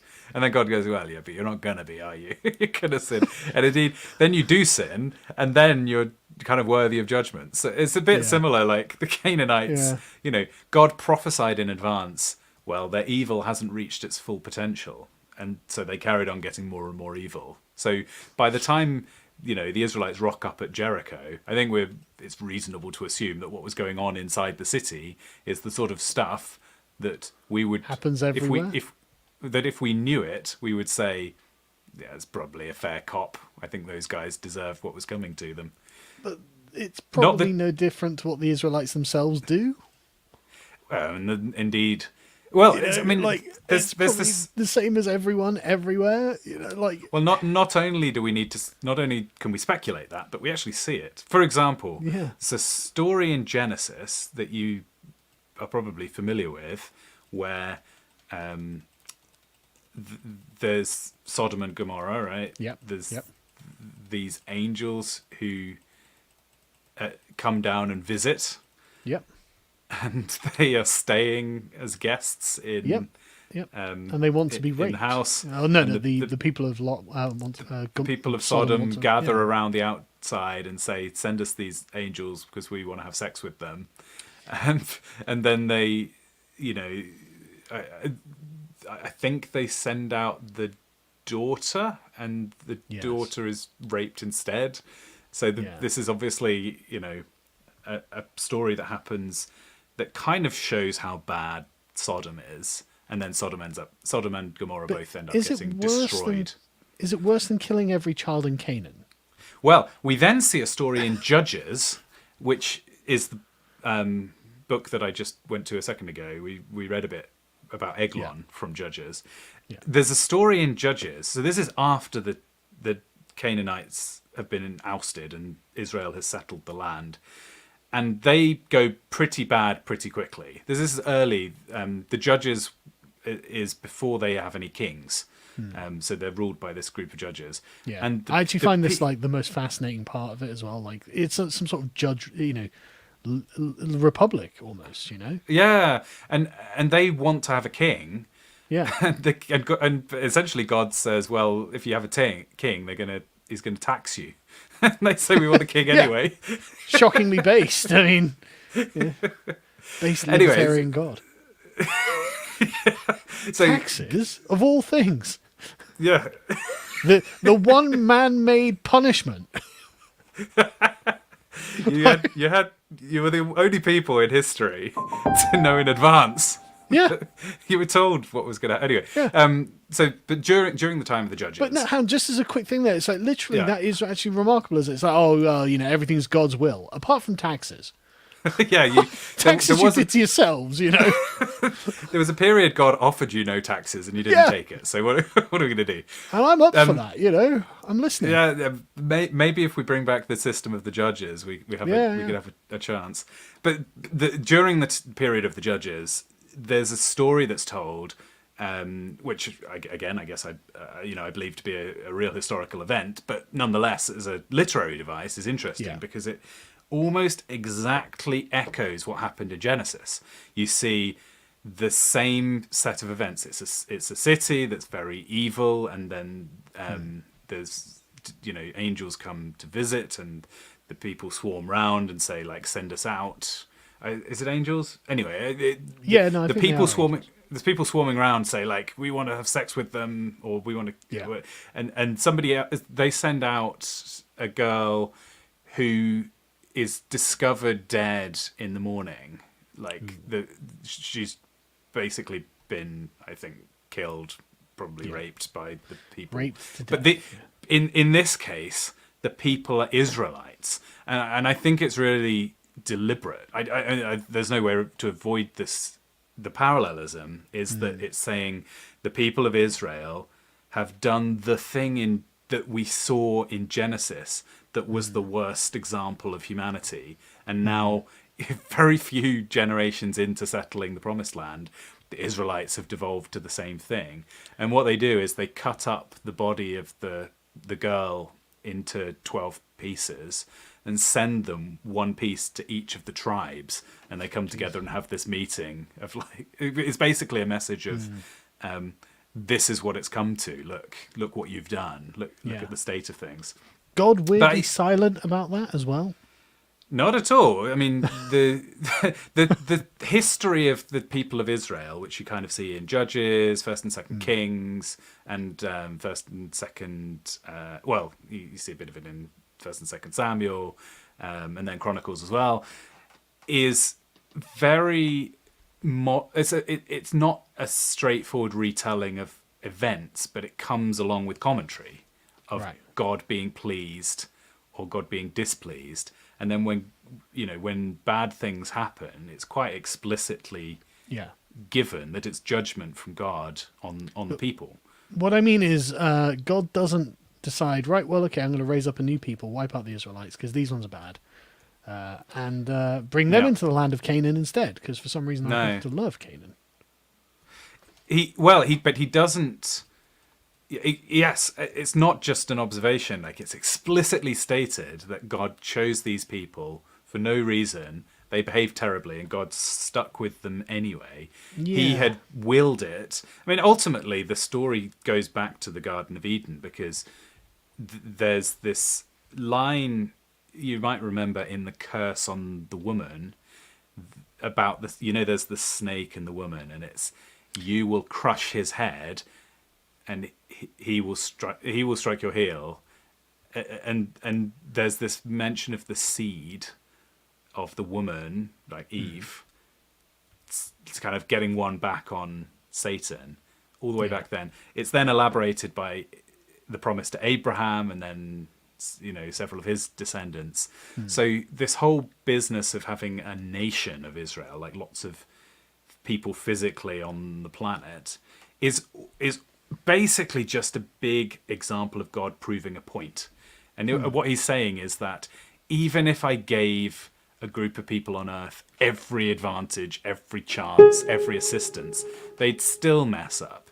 And then the promise to Abraham is then actually fulfilled, not through him having physical children, but through him having loads of spiritual children. Like, the descendants of Abraham are the people who act in faith in the same way that he did. That's definitely therefore an interpretation. Well, it's the interpretation of the Christians. Obviously, the non-messianic Jews don't share this appraisal of their texts. I was going to say, it's one of those interpretations that's nice if you want to agree with it, but it's easy to pick apart, right? Well, it's a claim, and the claim kind of requires evidence. And I'd argue that the evidence is, well, again, we're not going to have time to explore this, but one type of evidence for this would be the resurrection of Jesus, which I think, if a claim, if you could show that happened through evidence, then that would make some of his other teachings more interesting.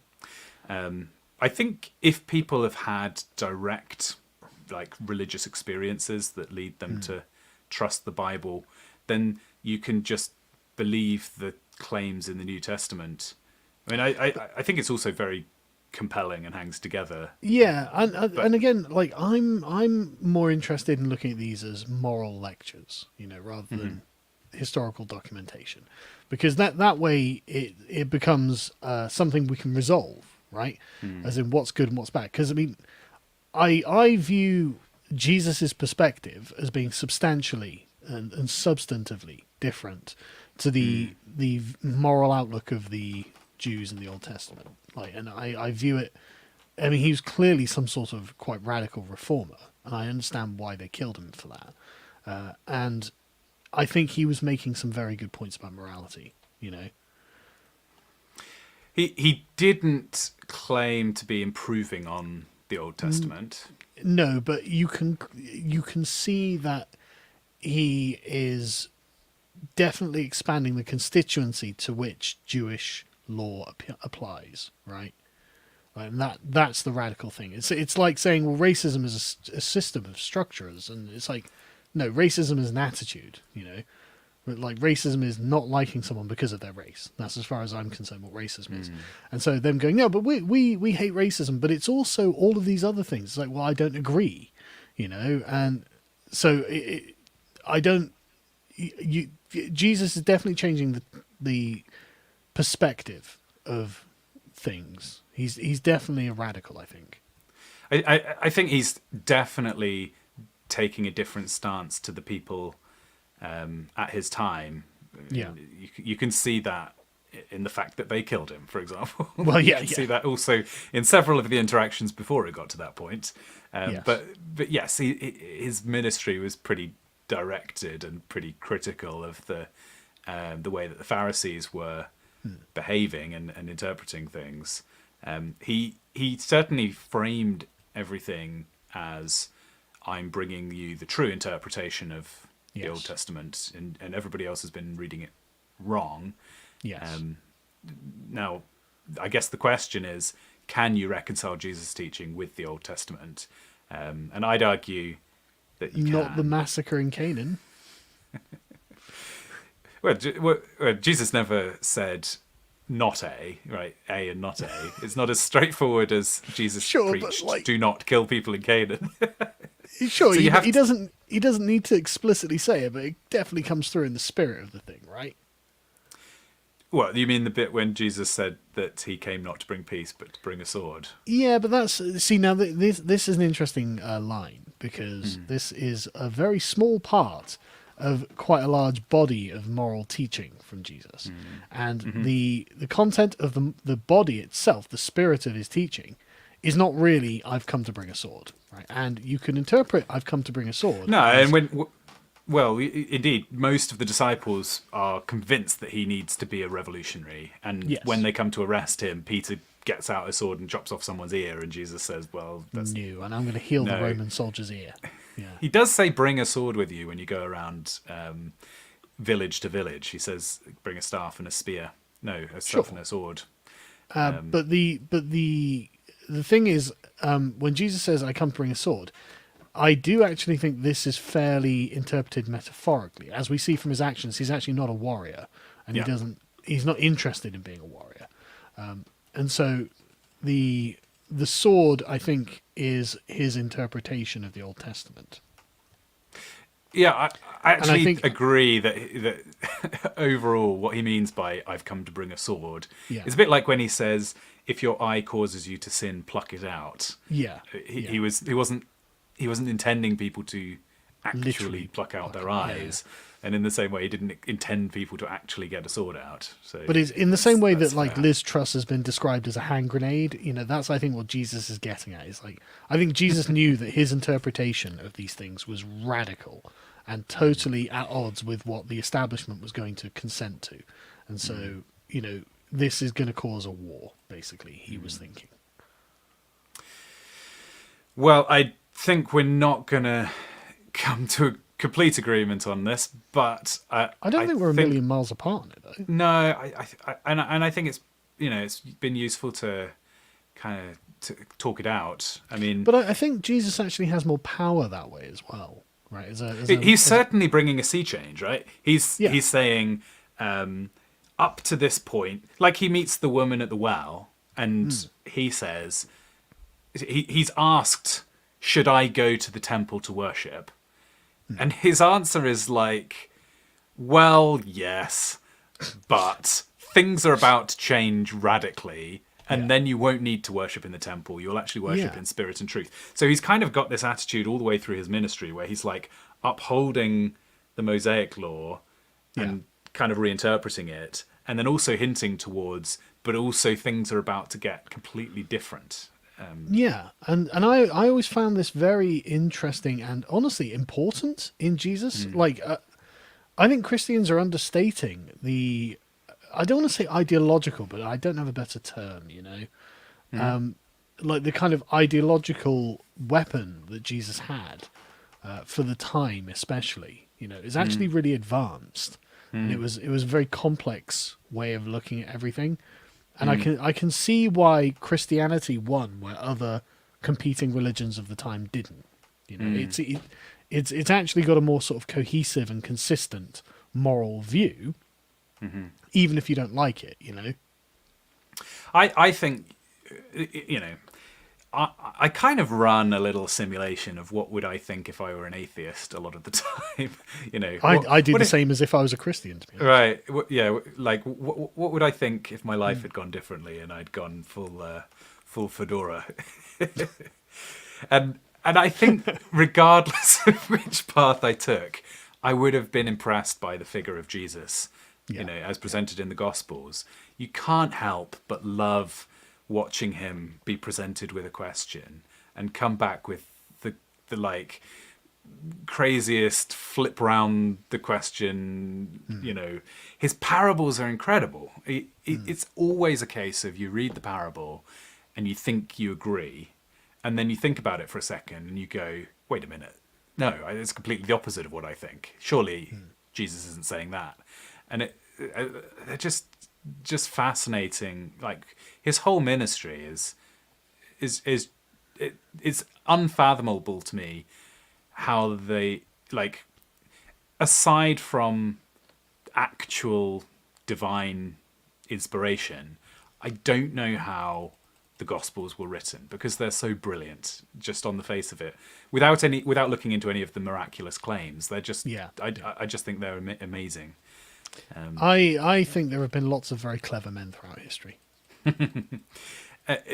Well, but this would have had to have been a little coming together of, unless you think a single person fabricated a bunch of letters, you know, in slightly different styles. I totally believe that there's a religious reformer called Jesus who was wandering around in the first century in the Roman province Got a bunch of followers. Palestine. Yeah, totally believable. I mean, he's not the only one in the fucking Bible. You know, you've got Jesus Barabbas, who's in the traditional mold of a Jewish revolutionary. You know, he's a murderer. You know, which means he killed some Roman citizens or something. You know, and it's so this is totally normal. That's what the Jews used to do when, you know, looking for a Messiah figure who would set Israel free, right? And so you know, he's not even the only Jesus in the fucking Bible. You know, Barabbas means son of the Father, son of God.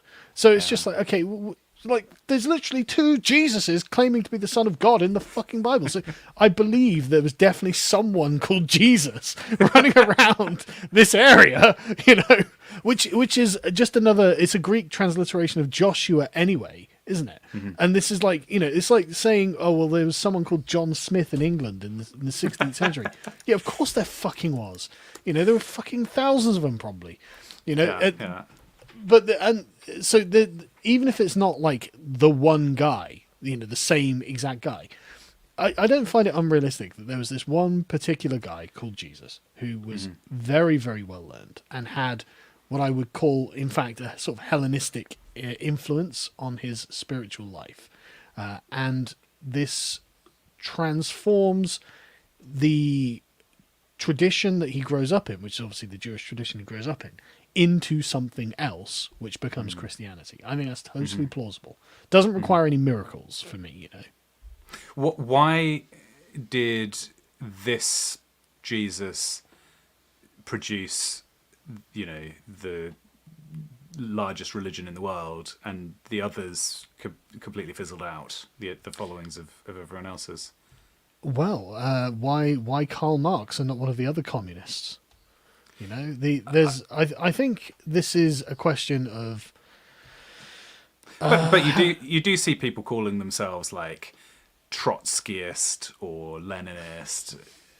I don't think the movement of socialism is as singly united as Christianity. No, I know, but Marx is definitely the figure that looms over socialism. You know, it's very difficult to find a socialist who doesn't. Presumably because him and Engels came up with the term communism, which was then they did not come up with the term Lenin. Communism.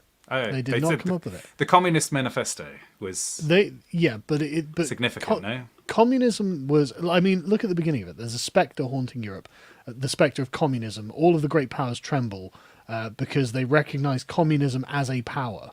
You know, as in communism was part of the intellectual space of Europe, and Marx and Engels just kind of put a sort of, I guess we'll call it a manifesto, because but they put it together in a kind of testimony of, and this is when they say the manifesto of the Communist Party, they are trying to say, look, this is what all communists are getting at ultimately, and I think that Jesus probably existed in a very similar way, where It's interesting. These are ideas that are floating around because of the Greek influence on the Middle East, and this is how it synthesizes with Jewish religion. Yeah, I might trace back a generation further and say Hegel really kicked off the whole thing, and then you could say who were Hegel's influences, and you could go back and back. Yeah, Jesus and appears to appear out of yeah. nowhere, but are you But saying he doesn't though, really, right? Like, because his Well, John the Baptist seems to kind of say be a proto Jesus. Yes, here comes Yeah. Jesus, and then there's an interaction between the followers of John the Baptist and the followers of Yeah. Jesus, where the followers of John the Baptist are basically wanting the Baptist to denounce Jesus, and but he says, actually no, you should probably follow him, because I was really just kind of the prep. Yeah. So Interesting. So what I'm getting at is like I think that it's the Greek influence on the region that has caused this, because Greek philosophy is incredibly egoistic, which centers all decision making within the individual, right? And the individual is ultimately responsible for everything, virtue. And once you have this perspective, you now have a universal philosophy. And so Jesus adapting Jewish religion to become universal and not parochial to the Jews is, I think, a consequence of this. I would have to spend a bit of time like laying this out and go through a bunch of sources. I think that's really interesting. Yeah, strong I'd love to see a strong version of this. Not that your version wasn't strong. I mean, I'd love to see an elaborated, a fleshed out version. I mean, it's certainly true that there's a lot of Hellenistic influence in the New Testament. I mean, yes. I think a lot of it is that the New Testament authors are writing in kind of response and showing distinctions, like why are we different from Plato? Why are we different from the Stoics? But I don't think you can say that universalism started with Jesus, because Genesis 1 makes the claim that there was, one God, and I think it's impossible to make the claim that the Old Testament was modified after Jesus to fit the universal. Oh yeah, I'm not making that claim at all. And you are absolutely right. But also, it's difficult to deny that throughout the course of the Old Testament, it's told from within the Jewish perspective. It's very parochial. And even like Romans says that the gospel is for the Jew first, then for the Gentile. Yeah, and as Radlib from the chat earlier pointed out, Jesus refers to Gentiles as dogs at one point, which I think he? Yeah, which I think the term dog at that time would have meant more close to like rat as today. It's an insult. Yeah, it's a very strong insult. I don't recall Jesus doing that. I'd be interested. 15:26. Should we look? Oh, there we go. Yeah, Jesus, I was only sent to the lost sheep of Israel. Very, very interesting. So, like, I don't think you can deny the parochial nature of the view that the Jews have of themselves. And I'm not saying that's right or wrong either. I'm just saying I think it is there. And I do think that it's significant Hellenistic influence that Jesus is responding to. And of course, it's Paul who wrote Corinthians, who was previously called Saul, persecuting the Christians, has this vision of Jesus, changes his name to Paul, and starts saying, he gets this vision where Jesus says, "Why are you persecuting me?" And he takes it as his mission to go to the Gentiles, goes to Rome, and founds the church in Rome, which of course, Mm-hmm. bubbled along for a while being persecuted, but surely played a big part eventually in converting Constantine. What do you make of the? Because there's one interpretation of all this that actually Christianity is nothing like Jesus really intended, and what this is Saul of Tarsus's impression and interpretation. And Saul, Yeah. of course, Paul, obviously never met Jesus, and so how do we know he's not just making all this bullshit up? And This this is is a actually nothing like what Jesus was saying. this is an idea I often hear from sort of left-wing liberal Christians, Yeah, yeah, because they really don't like things um, like this passage, right? So he's writing to a guy called Timothy, and he says that I do not permit a woman to teach or exercise authority over a man. yeah. She is to remain quiet. For Adam was formed first, and then Eve, and Adam was not deceived, but the woman was. So they really hate this kind of stuff. Yeah, but this is That totally comes from normal for ancient world yeah. religions. I mean, most of the stuff that Paul says in relation to the ancient world is extremely pro women, and Yeah, but to a modern ear, Paul is a real problem. Whereas nothing that Jesus says is kind of offends the feminists' sensibilities. yeah, So that's true. I think that's really where that view comes from, is an attempt to jettison the problematic passages, which mostly, See, apart I'm from not, I'm not convinced about that because Okay. there are people who are not leftists who also hold this opinion, and like Paul's opinion here on women. I mean, this is just such a common and garden opinion in the ancient world that you would have a hell of a time finding a counter opinion, frankly, right? So I don't really think that's the crux of the issue. And like I said, I've seen the case being made by non-leftists that essentially Saul of Tarsus hijacked Christianity and is essentially kind of westernized it, right? It's no longer the Eastern religion it begins as, and so the passages about bringing the sword and stuff like this all get thrown aside for Paul's sort of Greek interpretation of things. yes, I mean, yeah, certainly Paul writes a lot of stuff that seems quite like it's formulated in these almost syllogistic, very Hellenistic ways, and I don't think you can doubt the importance of Paul to the early church. Clearly, he supplies an enormous amount of the theology that forms the Christian set of beliefs, and Yeah. as you point out, like the set of things that Christians believe is a superset. And some would say it's an overlapping set, but at the very least, there's more things. There's verses in the New Testament that talk about even angels longed to peer into these things. So stuff was revealed, and if you think that Jesus was making stuff up, and then Paul was making some more stuff up, then that makes a fairly plausible secular account for how things happened. Obviously, from a Christian perspective, Well, yeah. I would argue it differently, and not. I suppose I shouldn't just say from a Christian perspective, because I think there are people who are saved who don't hold to the inerrancy of Scripture. People who are saved, eh? Yeah. So I mean, the question of who is a Christian Yeah. can mean all kinds of things, but I think Yeah. the definition that matters to me is what happens to you after you die. So, Right. so I think that I believe that the Bible is inspired. There's a verse that says it's breathed out by God. Yeah. Literally, I would stand by every verse in the autographs, the original copy that was written, having been inspired. So I would say it's without error. That's pretty strong. That's a pretty strong claim. Pretty strong stance.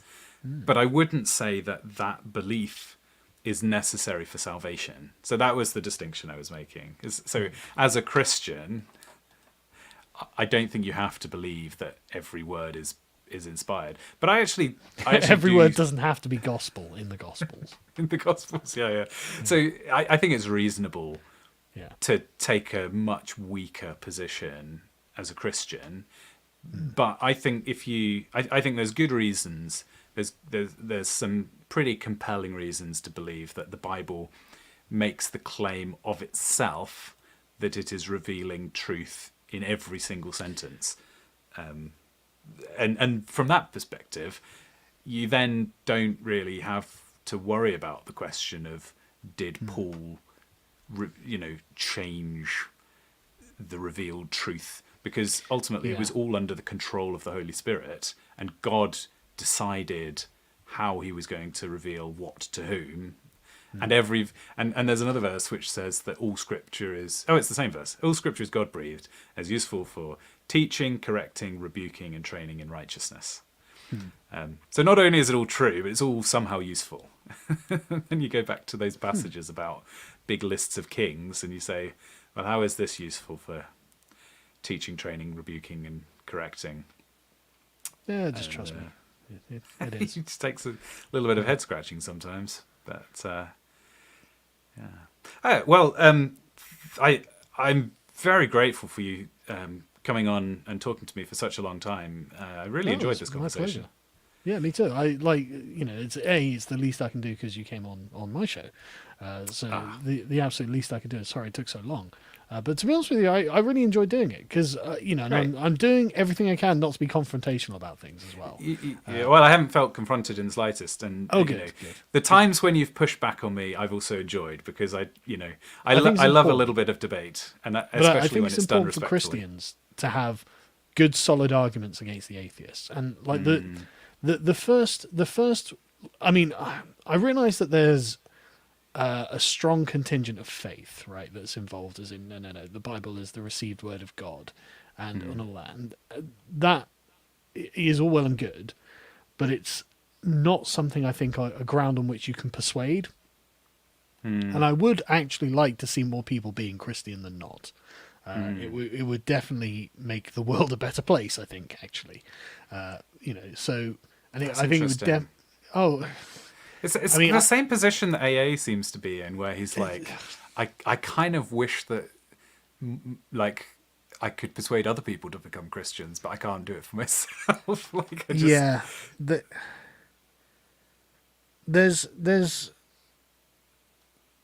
There is a part of me that feels that in some way I was robbed of the ability to be spiritual in this way, right? Because of the time and place that me and AA grew up in, right?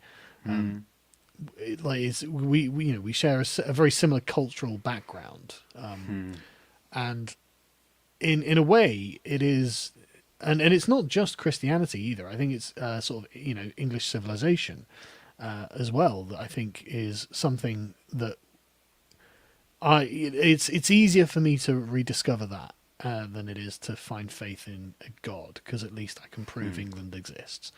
But again, that's because of where I come from and how I've been raised, right?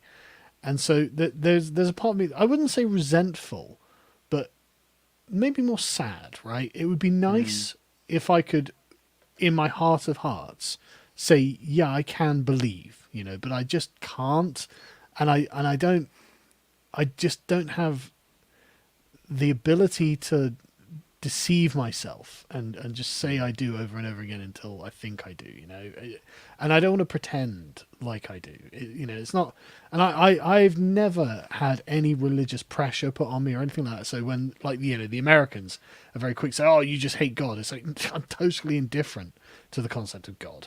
Like, I just like, I wish I hated God, because at least I would have a struggle then to fight, and it would be an argument I could have, but I just don't, and so it's not emotional for me, it's quite clinical, actually, and that kind of misses the point of Christianity. I think it is supposed to be an emotional experience, I think. And I can see in people like yourself and Radlib and others that there is an emotional security that comes with being a Christian that I think a lot of people would benefit from. And honestly, every Christian I've met has been really nice. Like every genuine, like devout Christian, not just someone who says, "Oh yeah, I believe in God" or whatever. It's like people who actually make an active effort to be a Christian. They're always really good people, and so like I just think the world probably would be, at least the West would be better if we had genuine good Christians wandering around. You know, there's no question of it, really. Yeah, I mean, I used to think that I was a very rational actor, where all of my beliefs and all of my actions flowed from these deeply constructed intellectual arguments that, and I would have included my faith in that at one time when. In fact, I remember conversations with atheist soc at university where they asked me, "Why do you believe?" And I said, "Well, it's the best explanation for the evidence." I just increasingly convinced over my lifetime that isn't how humans operate, and I don't. I'm and not I don't want to backing get into down an from- argument with Sam Harris, right? There's like no seriously, like the more I think about, like, it was his recent thing, we look up into space and we can't find God, and it's like, Sam, we're talking about a transcendental being that exists everywhere in all things and all times on a different plane of existence that we can barely even conceive of. You in nowhere in Christian theology is it expected that you should be able to look up into fucking space and see God. It's just, I say this as a lifelong atheist, Sam. like you do not understand what they're saying if that's the interpretation you've taken. That's what and it drives me mental. You might not want to talk to Sam Harris, but I'd like you to talk to Sam Harris. It sounds like it'd be a great conversation. Yeah, okay. I mean, I would probably do the Christian cause good if I were to speak to Sam Harris. That is true. Yeah. And I wouldn't be unhappy to do the Christian cause good either, right? I've definitely come to the position where it would be better to have more Christians and fewer. So maybe one day I will go white knight for Christianity against Sam Harris. Who knows? That would be beautiful. Well, I should say I'm not backing off from my belief that the evidence supports Christianity. But what I was saying is that the reason that I believe it's if I came across a really convincing atheist argument, I wouldn't just immediately lose my faith. So that tells you there's something. Well, now that I think is hitting on the point, right? The fact that you're debating evidence is kind of missing the point of the religion in the first place, isn't it? You know? And actually, there seems to be something about there's the. I think there is the idea of religious experience, which I think you would. I think I'm right in saying you don't feel that you've had a religious experience. No. Is that fair? Yeah. So yeah, I can't say I have. And I think I've had not strong religious experiences, but I have at least some appreciation of what it means to pray to God and things like this. So there's some sense in which that's not evidence based, but that's experience based. Yeah. But also I think you can. You know this meme, like Poe did a cartoon of it, right? Where you're LARPing your way through life, and people are laughing at you while you're succeeding and getting married and having a family and so on. It's like you that do Poe's, something. I've seen that around loads. I didn't realize Poe is an excellent cartoonist, and I know. I just didn't realize it was hers. Far too humble about it. But yeah, so you can kind of LARP something and feel like it's not real, but actually the fact that you're going through the motions, like our cognition is much more than we think based on what we do. And if you do something, you will post-rationalize and decide that you believed it. And strangely enough, not going to a place of religious worship is as much a choice to behaviorally convince yourself that there is no God as going to a place of worship is a way to condition yourself into the belief that God does exist in a weird way. Yes, I s- Poe's saying Oren had the idea, so there you go. Full yeah. credit has been. The thing is, I it's not that I can't appreciate the experience of going to a church, though. That's the thing. Like, I enjoy going to churches. Actually, they're such beautiful buildings, and the setting is tranquil, right? And so there is something pleasant in and of itself about that I'm happy to engage and indulge with. So I'm not, and the problem is, right? I'm not looking for religion. Like, I don't feel like I actually have like a need to have a religion, right? Mm-hmm. And so it's not something that I wake up and I just wish that I did. Because if it was, I could just do it, right? And like LARP it until it was real, right? Mm. But I don't feel the need. I've you know I'm happy that I'm living a virtuous enough life in my own opinion, that this just isn't something I need to worry about. Really. Yeah. Yeah, I was sort of responding to when you previously were expressing some sadness of, the Gen X Daria in me will never have the opportunity to have true faith. Yeah. And I think you could, but I do think it would require quite a lot of effort. And I could see that that's probably, a costly decision, especially when you're, so busy and have so many other responsibilities and so on.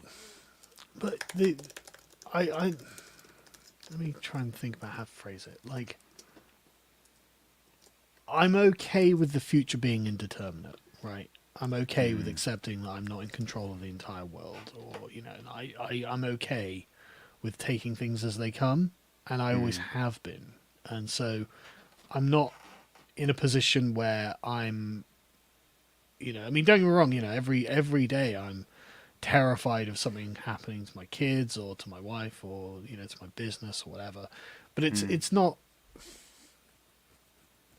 it's not something that is so like, it doesn't make me so distraught that I feel the need to pray, right?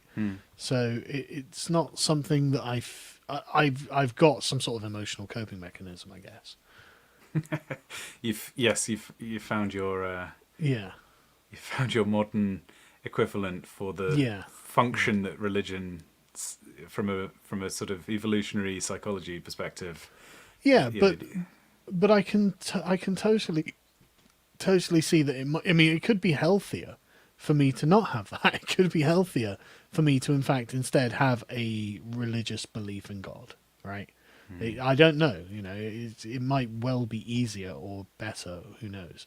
And so, and like I said, every Christian I've ever met has been lovely. So I don't really want to, unmake Christians.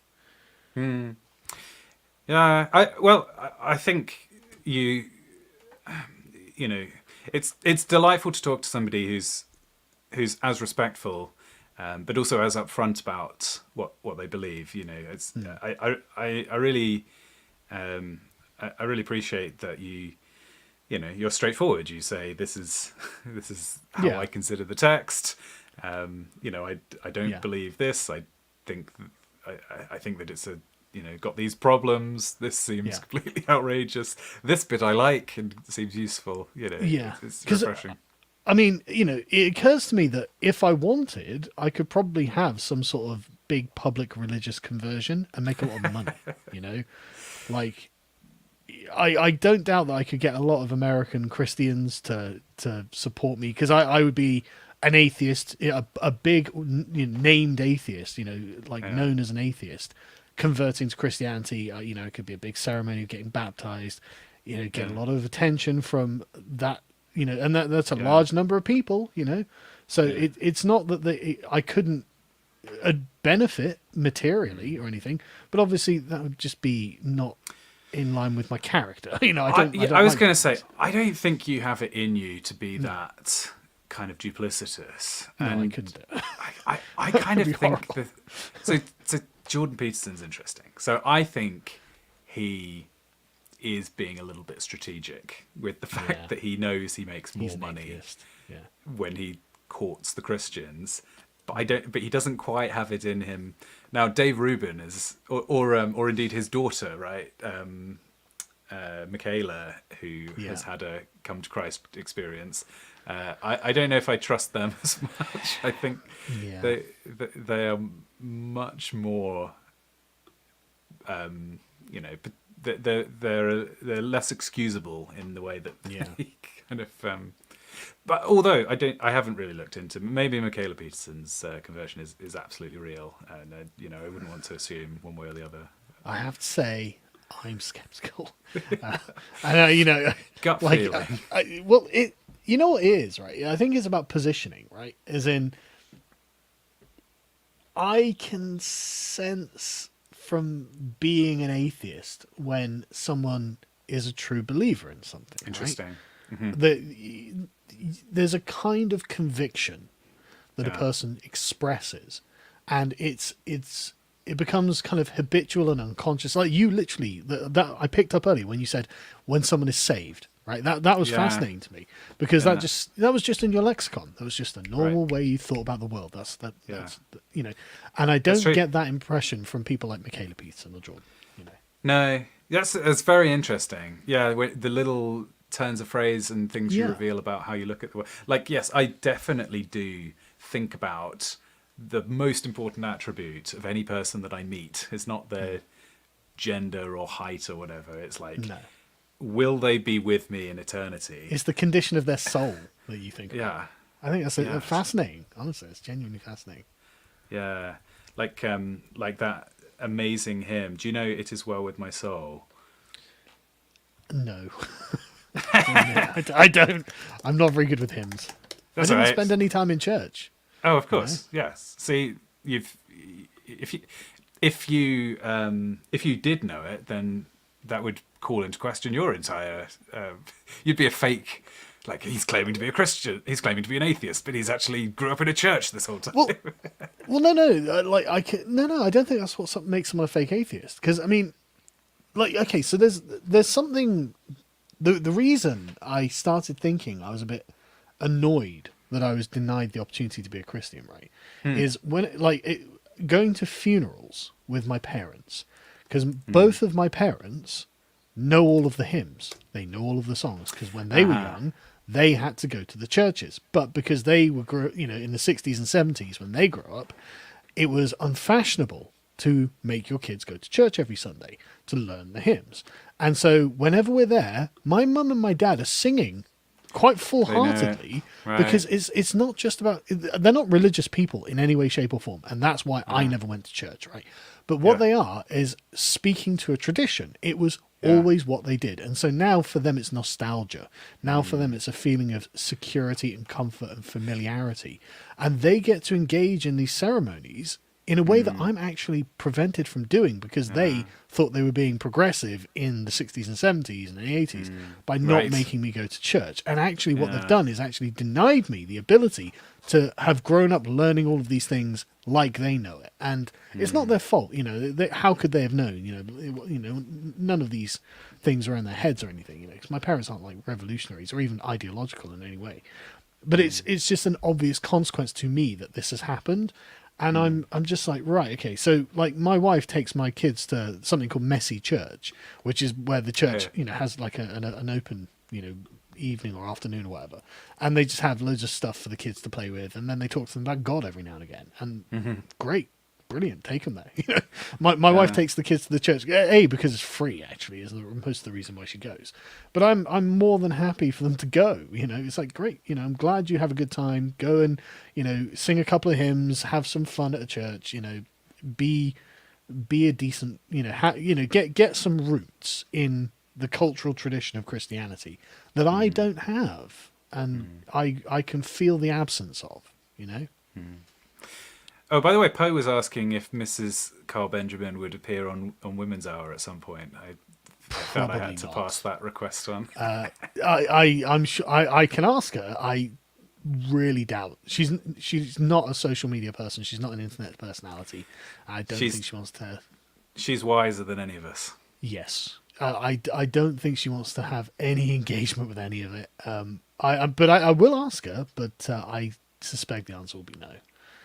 Did you watch that Morgoth video a while back where he was talking about the hearing a brass band playing an old hymn and how it just stirred something within him deep down, and a Yeah, kind I of do remember connection that to a one. community, and so yeah, and I think there is something I can kind of understand, and I can see the yearning even like amongst Yeah. my, when I was at uni, all the millennial guys with me, we went to a carol service, and the Christian Union had made it very modern because they thought they thought everybody wanted to see electric guitars and projectors Yeah, and yeah. lights and stuff. That's not what we're after, mate. Yeah, and when I asked afterwards, they all said they were disappointed that it wasn't more Yeah, traditional, yeah, which is just really interesting. But I think it's not just a cozy Christmas tradition. I think there is a deep yearning for connection to something generations old, and I think there's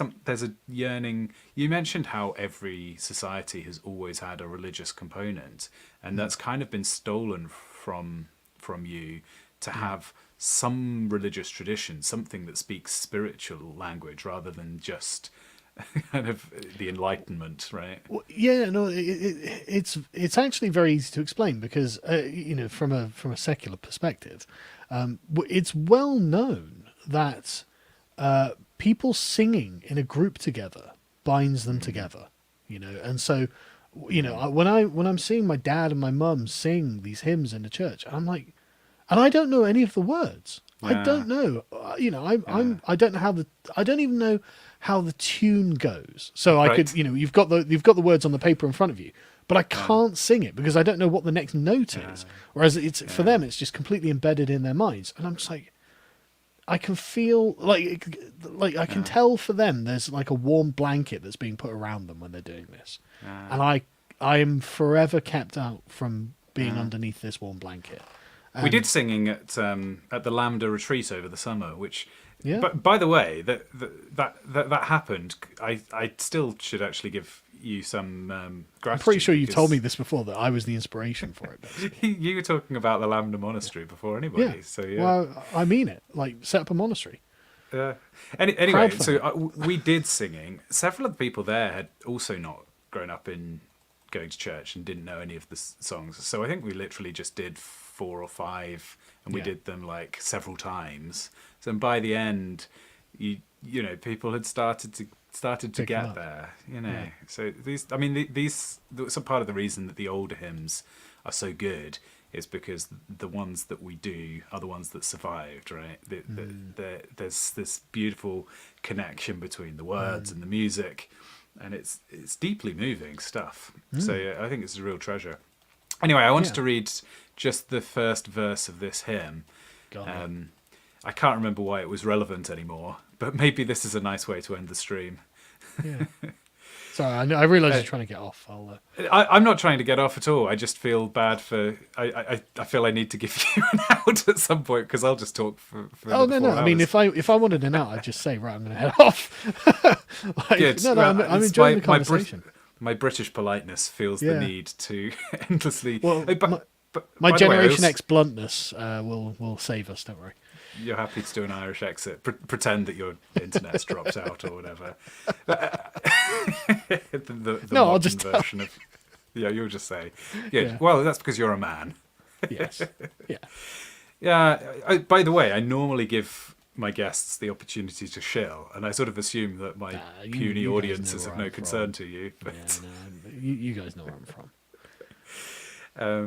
well, I'll read this, and you can choose to comment or not. Yeah. But Yeah. I will. I will.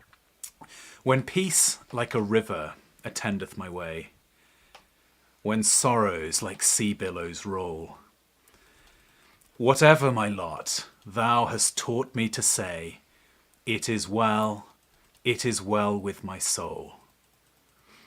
I just think these are some of the most stirring and beautiful words ever written in the English language. But I don't know if they resonate if you're not a Christian. But to me, I sing this and I think about, whether I'm having a beautiful, peaceful time of life, or I'm just being buffeted by awful events. regardless, I have this deep, immovable security that my soul is well. And it brings me to tears every time.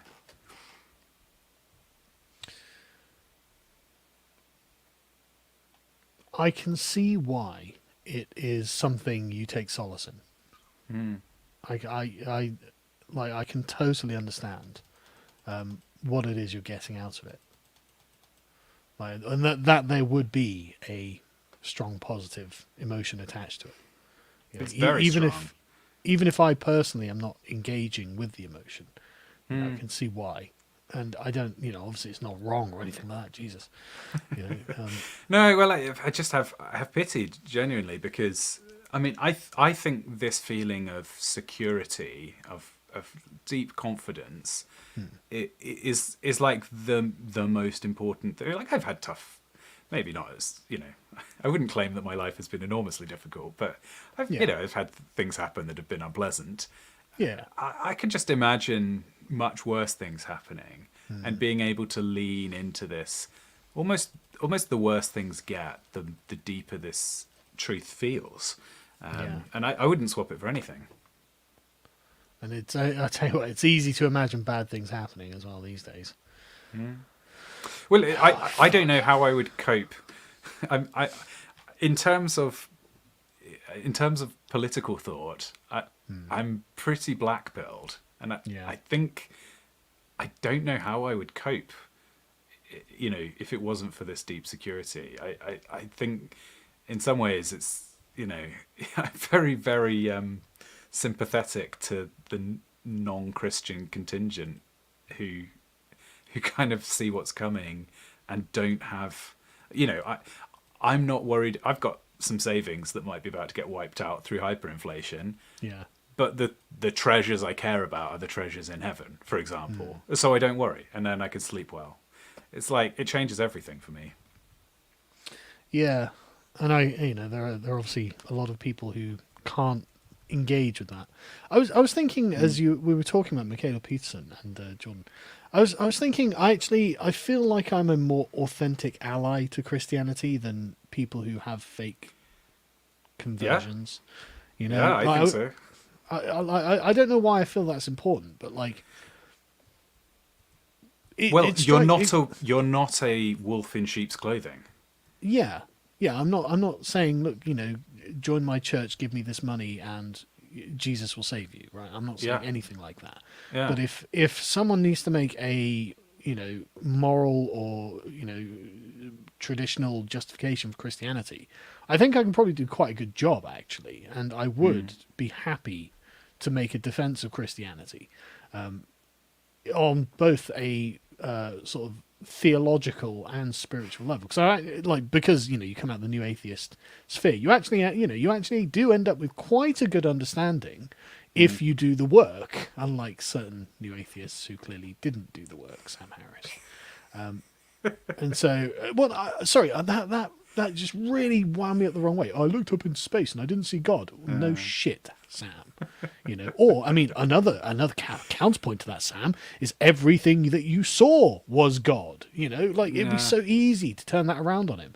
It's just such a yes. You said that you can't look up into space and see God. That's not what Christians believe.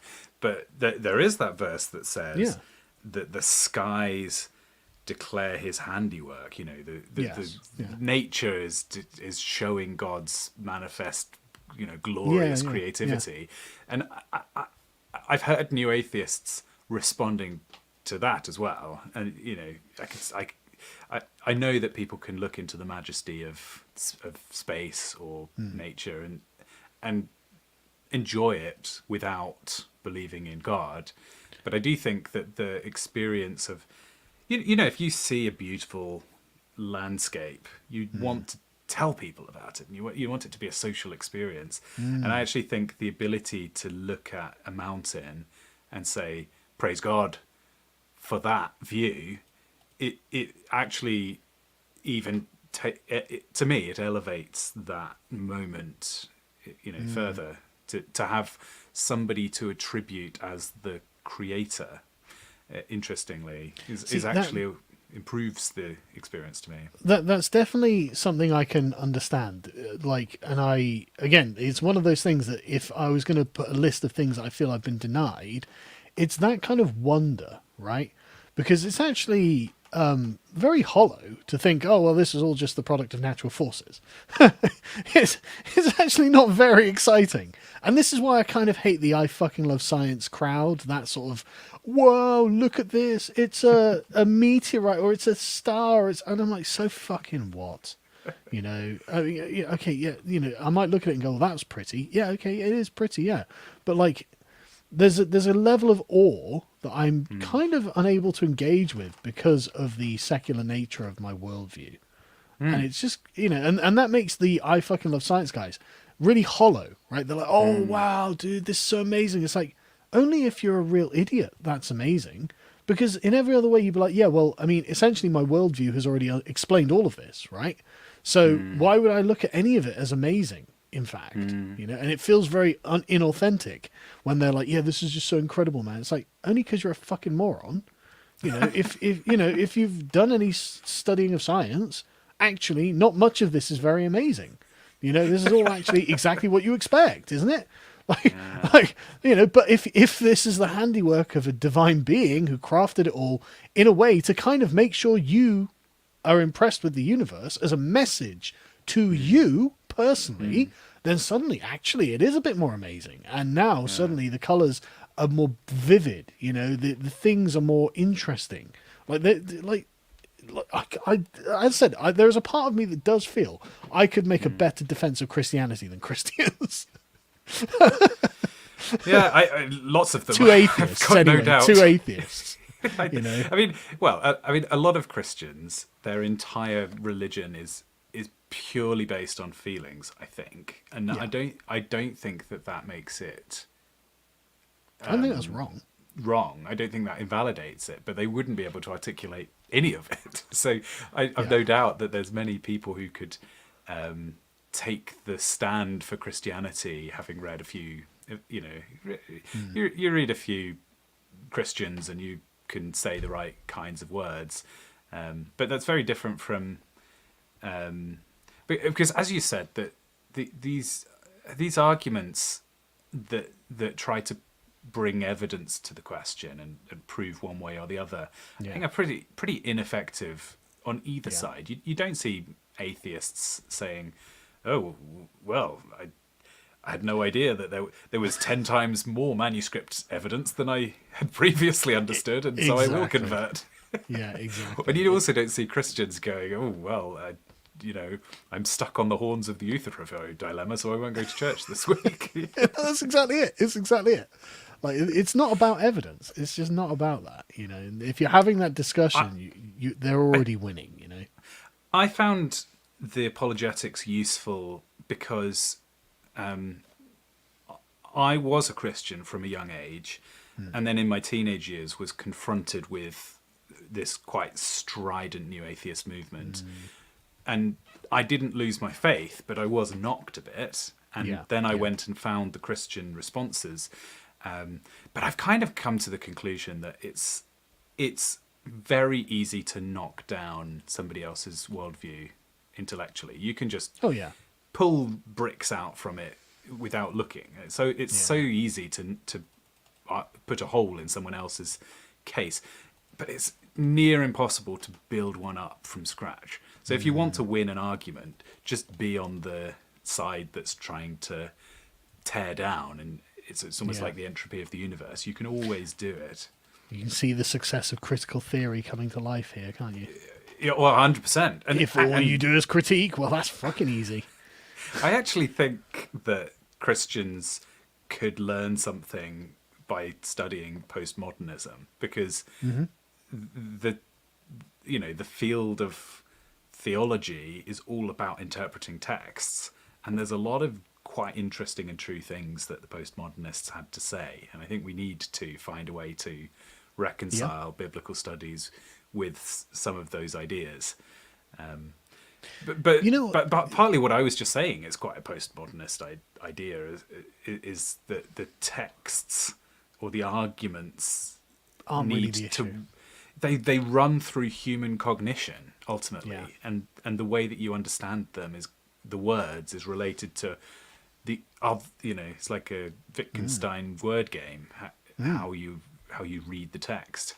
And the thing is, though, I'm not I'm not gonna explain this well, right?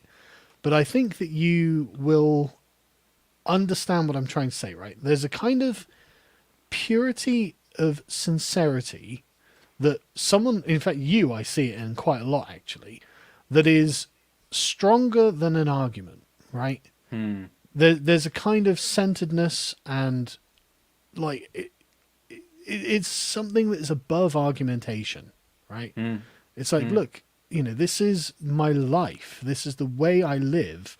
And you can tell, like, I have good intentions and that I'm doing virtuous things in the world. And this is all because of this faith that I've carried with me my whole life. And so it's kind of debasing to engage in this kind of argument when instead you are just being an embodied example of it, right? Because, then you've got the degenerate, fat, slovenly, disgusting atheist like Vorsh, who, if that's the case, man, like any amount of conversation between you, converse with Vorsh. It's like, well, look, man, I would just rather it if everyone was like you than like Vorsh, Like there's something that transcends this sort of more small-minded, rational argument. This is for teenagers. You know what I mean? Like, and it's kind of weird that the Christians in the early 2000s even were able to be pulled into the new atheist argument. Like I watched the debates a little while ago.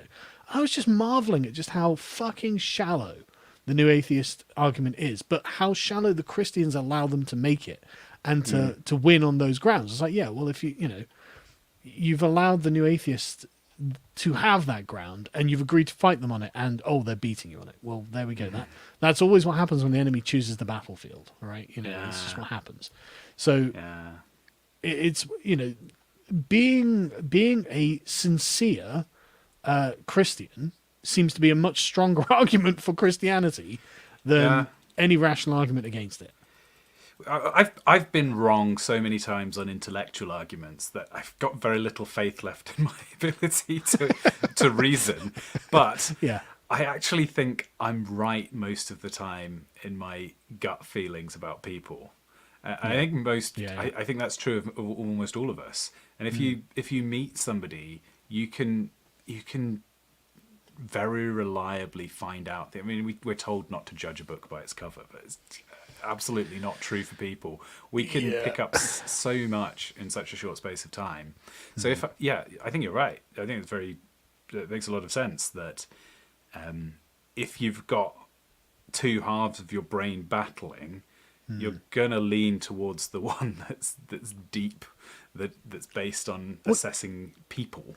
Rather No. than You say that syllogisms. No, but you say that, but I don't know if that's true, right?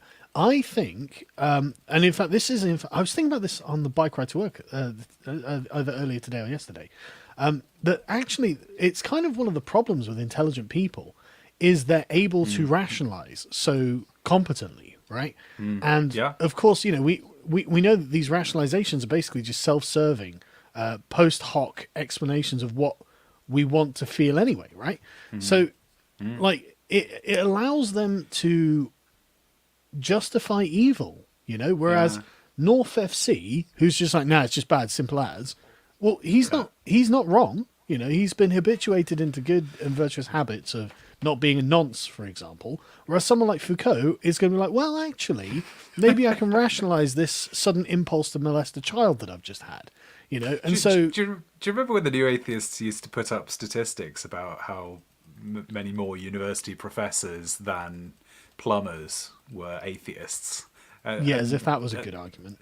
It's at this point looks like exactly the opposite. It's like, I'm going to go with the plumbers. I would. Yeah, absolutely. Like all these noncy atheist professors. Good argument, guys. Based on no other information, I'm just going to default to the plumbers have got it. Yeah, who do I trust with my children? You know, Right. Yeah, pretty you know, much. who do I have as a babysitter? Nancy Professor or Bob the plumber? You know, Right. I think so. I this is mean, mad, isn't it? yeah, there was a saying once that was, it was something like, first they can trick the theological scholar, then they trick the pastor, but last they trick the flock.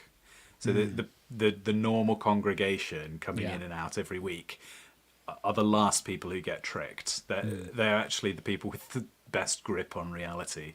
Yeah. I think there's a lot of truth to that.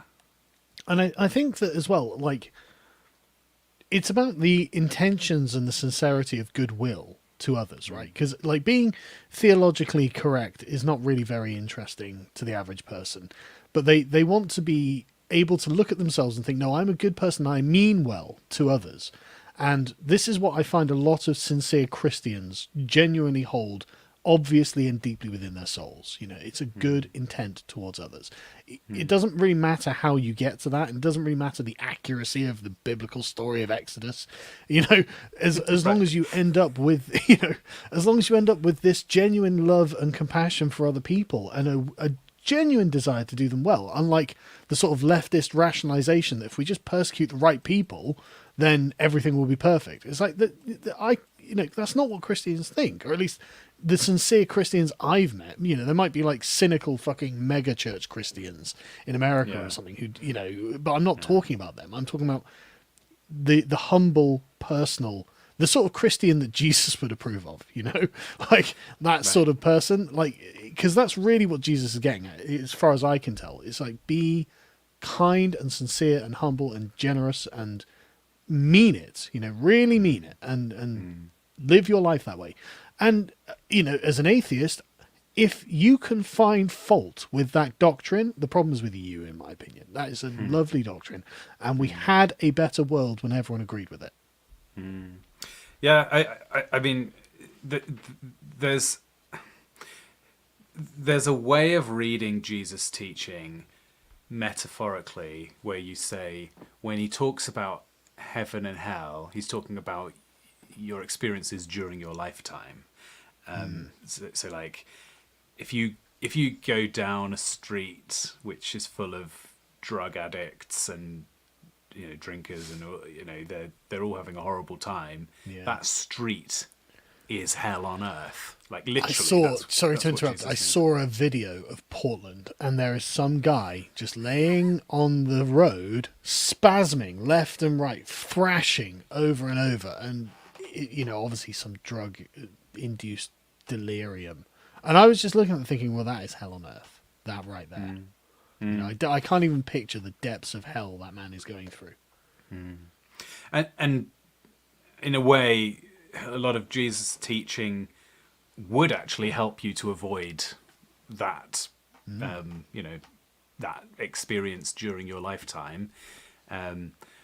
Although I think there's other bits of his teaching which are harder to reconcile with that. So, for example, when he says, you have to take up your cross and follow me, I think he's, in various places, quite clearly saying that being a Christian is likely to lead you to have a more difficult life, and actually people will hate you and accuse you and call you all kinds of names for being a Christian. So I'm hesitant to give out the advice to people of follow Jesus and your life will go much better and you'll have an easier time. Perhaps that was more of a relative statement to the time and place in which you lived. Oh, interesting. So yeah, so 'Cause, you're saying At the time, in 2,000 years, Yeah. you don't need to worry about picking up your cross. well, But yeah, in the short term, yeah, when surrounded by the Romans and the Interesting. Pharisees, this is going to get rough. But, you know, 2,000 years later, it's not such a problem, right? Like, there are very few people who are actively anti-Christian, really.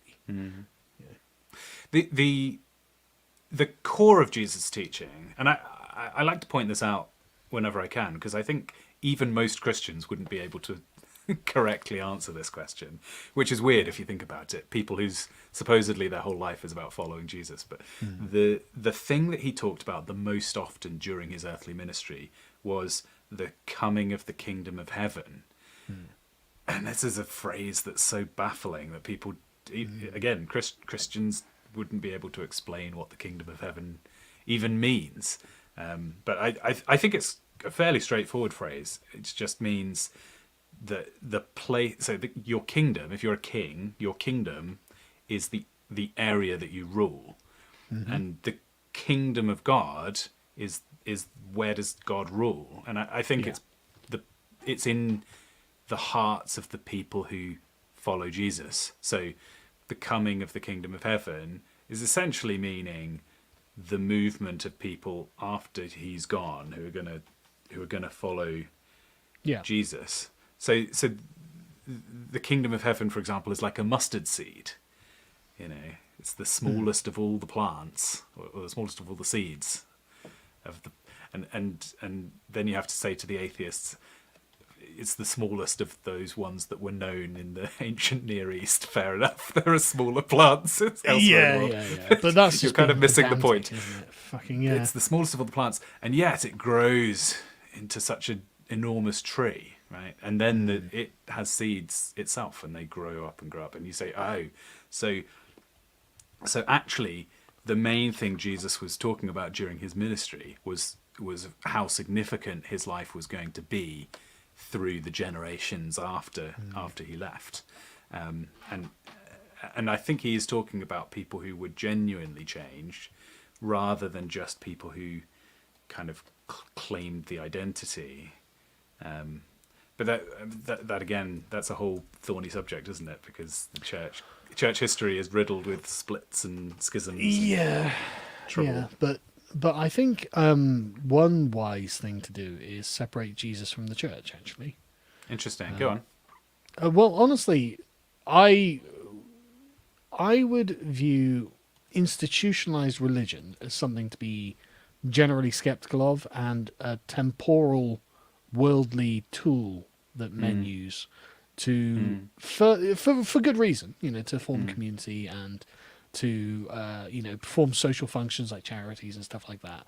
And with any temporal, worldly institution, it can be easily corrupted by people who don't have the sincere attitude that I think good Christians have. And so, I would. This is one of the things I don't like about Catholicism, actually, is the bizarre veneration of the institution of the church. I don't think Jesus would have been really very happy with that, actually. Well, I try really hard not to start interdenominational squabbles, especially on the internet. our kind of, yes, especially on the internet. But it's a strange one because obviously I'm not Catholic, so Yeah. I sort of agree that the insistence on adherence to extra biblical ideas is one of the things that makes the church look schismatic. But obviously, from the perspective of the Catholics, it's everyone who broke away from the church who's the people making Christianity look bad. So I think the thing is, like, so many of the charges against the Catholic Church are genuinely legit, right? Like the Cathars had a brilliant one. It's like, well, look, how did Jesus live his life, and how does a Catholic priest live his life? Oh, well, one lived in opulence and one was in rags. Right. Which one is the more authentic Christian? And it's what are you going to say? What are you going to say? Jesus is like, yeah, build massive fucking cathedrals and make sure you've got swag. Jesus is not going to say that, right? You're not wearing silken robes. Are you even a Christian? No, fuck off. And I can totally, like, the institution of the Catholic Church does itself no favors with all of these extra canonical, like, rules and beliefs, and I don't really respect that, and I can't help but think that actually a genuine Christian message is a bit more stripped down than what the Catholics have. I can't help but notice that the history of the church in the last 2,000 years looks, from certain angles, like a similar disaster to the history of Israel that we were just talking about earlier, right? There's a way in which God is bringing about his purposes in spite of humanity and its disastrous nature. The people who God uses are so hopeless. It's amazing that he can do anything. But of course, It's true. the like the message of Jesus has been preserved despite the fact that nobody's managed to live up to it. So we still, here we are in 2022. I forgot what year it is. That Here is we the are. correct year. Well done. It is the current year. Okay. Yeah. It is, And- yeah. And we, in the language that's spoken the most around the world, have endless translations that put in pretty accurate terms Jesus' words for us all to read. It's kind of the story, I think, of God's word overcoming the attempts to politicize it, to use it for selfish gain, to twist it, to blaspheme it, to change it, like edit it, but yet it just keeps, generation after generation. And whether you want to say that that's because it's such a fundamentally strong message that it's kind of undefeatable, or if you want to see God's influence behind it, I think you have to be you have to be pleased for it, because those things that Jesus said about loving your neighbor as yourself are just undeniably beautiful sentiments and good things, right? Yeah. And you can't argue with the consequences of such a doctrine either. It's like, look, if everyone was just kind to the people around them in the way that Jesus wanted, we would have a tangibly better civilization. Not just materially either. Like morally, transcendentally. People would feel the tenor of the civilization, and that, in fact, that's one of the things that, again, like things like immigration cause a problem with. Like, you can't have that love thy neighbor attitude if you don't know the fuck your neighbor is. You can't love someone you don't know. Although it's as an aside, interesting that you pick that as an analogy, because the whole point of the love your neighbor, right? He says, love your neighbor as yourself. Somebody then says, and I'm sure you know this, right? Somebody then says, well, who is my neighbor? Presumably thinking that they meant fair enough. That was a bad the Jewish bad take people. on my part. And then the Samaritan was like the hated person from outside, and I think that is interesting. So one of the projects that I've been thinking in my head that I should take more seriously is that I for a while on my channel I was big on finding Bible verses which go against progressivism, and I, it was kind of an important mission that I show people who were going against the spirit of the age that actually it's not that progressivism is identical to Christianity and we should just all throw both out, but that actually progressivism is maybe best described as a heresy of Christianity, or so. That true Christianity doesn't fall into the same traps as the progressives. So that was a lot of my focus to begin with. I now actually think there's another important thing to do, which is to say, if you're a Christian, how might the Bible be actually challenging to you? So for example, immigration, right? Yeah.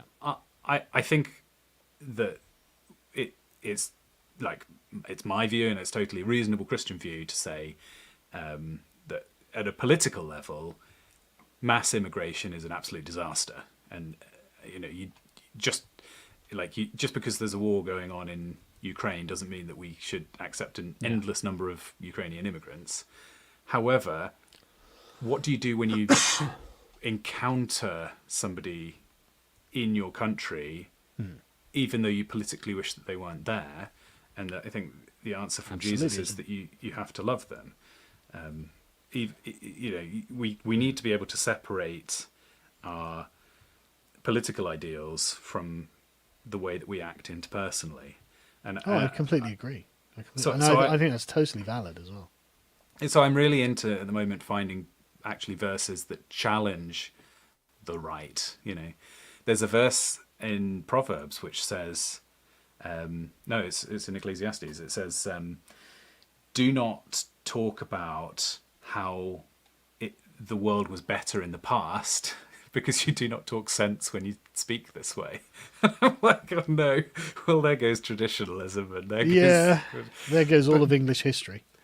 Yeah, and I think maybe the way to read that is, don't spend all of your time talking about something that you can't control. It's not saying that the past wasn't better, but it was saying, okay, fine, you've identified something, but do you have control over the country? What does all of your pulling your hair out over the fact that things are getting worse achieve? Maybe you'd be better focusing on things that are within your sphere of influence. So I just find it's my kind of my new thing is actually rather than finding Bible verses that people who agree with me politically will love, is finding Bible verses that people who agree with me politically will hate.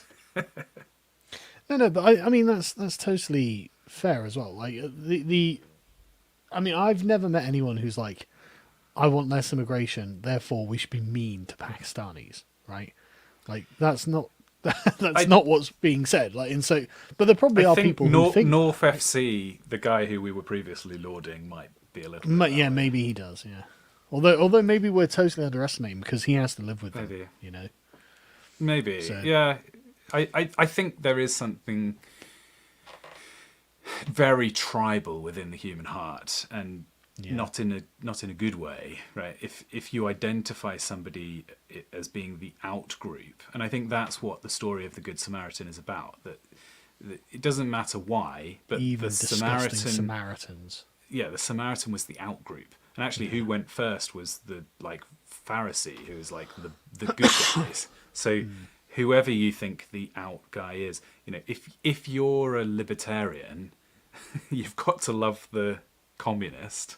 If you're a American nationalist, you've got to love both the liberal and also the the Al and also the Muslim. Qaeda or so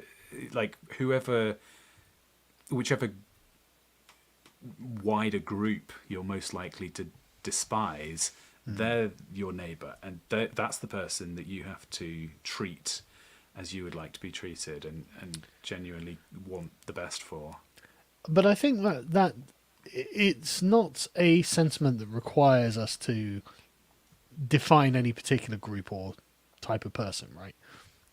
Just treat an individual as a decent and respectable person, and that's God's will, and it is good to do that, right? Like that's something I think everyone can agree with. It does bring it closer to home, though. It's very easy. I think this is true of a lot of the Bible, actually. you read it, and you feel self-righteous, and you say, well, those people aren't listening to that. You go, well, my church wasn't very loving to me when I disagreed with the lockdowns. And you go, well, they should read Jesus' message. But you don't think the other way around of how much am I loving the person who's wearing 2 masks alone in their car now? That's a great point. It's much easier. And that's why I think we do have to go the effort of particularizing it for our audience. That's a great point. And really challenging them. Yeah, being more sympathetic to that fucking moron is definitely something Christians should do. 100%. And all of us. but Christians, because they've been specifically instructed. And in your case, because you have no foundations for your ethics, because it's traditional, I don't know. Yeah, exactly. See, I get to call him a fucking moron. I don't even have to feel bad about it. But no, wonderful. You know what I mean. You know what I'm saying there. I agree with you completely.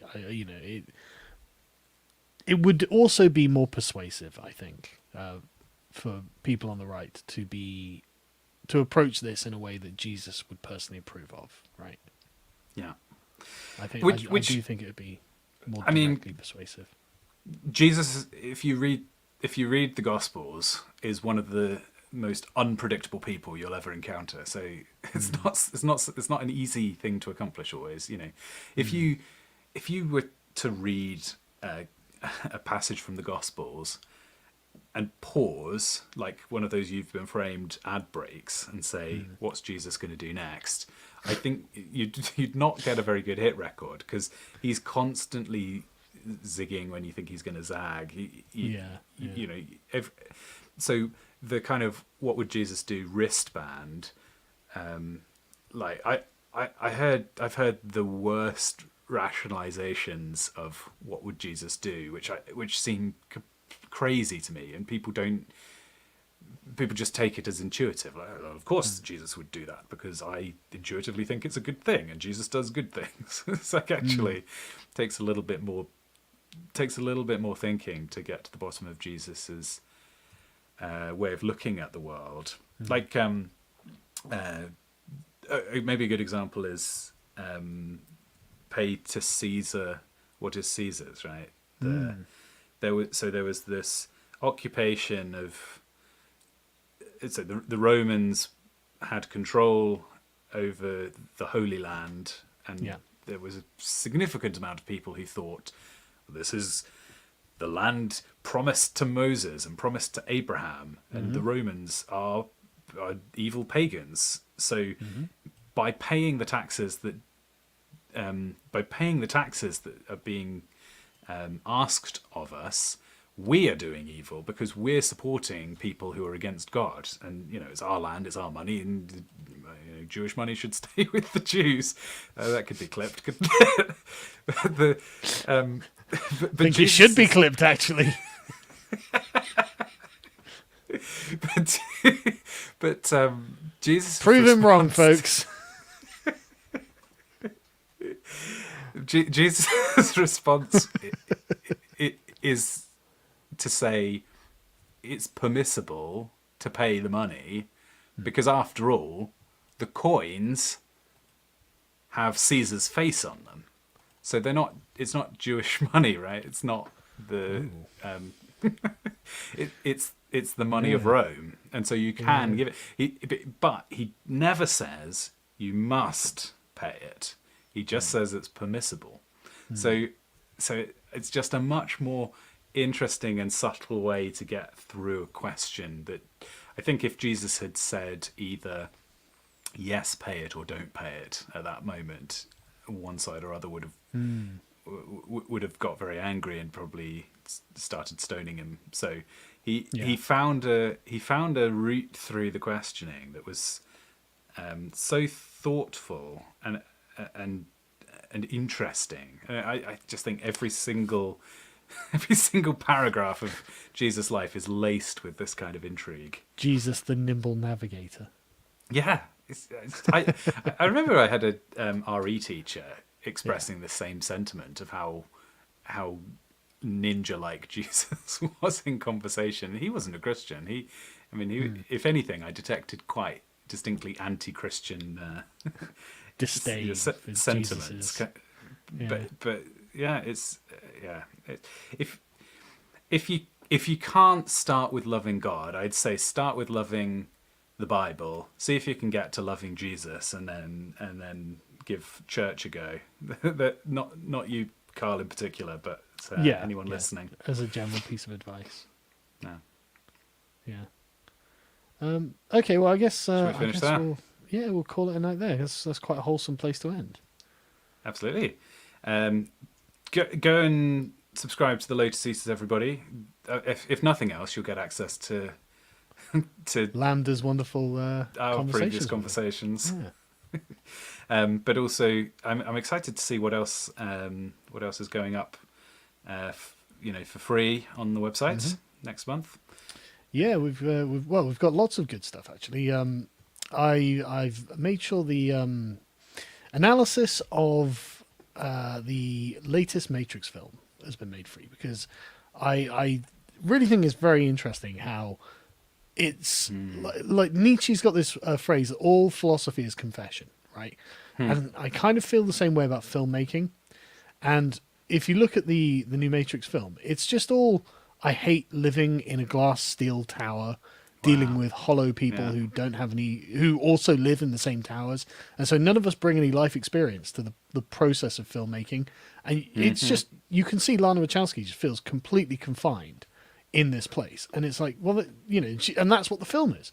And a part of the film is her being bullied by Warner Brothers in the film. And so it's just like, it's just fascinating, you know. It's like, That's okay, cool. well, you're just going to say it, you know. So, yeah, definitely worth your time, I think. Amazing. Well, thank you so much. I look forward to the next time I see you in person or speak to you virtually, whichever Yeah, absolutely. comes first. Yeah, well, I mean, if you've got another idea for another podcast to do, I'd love to have you back in the office. Yes, absolutely. I'll shoot you a few ideas immediately.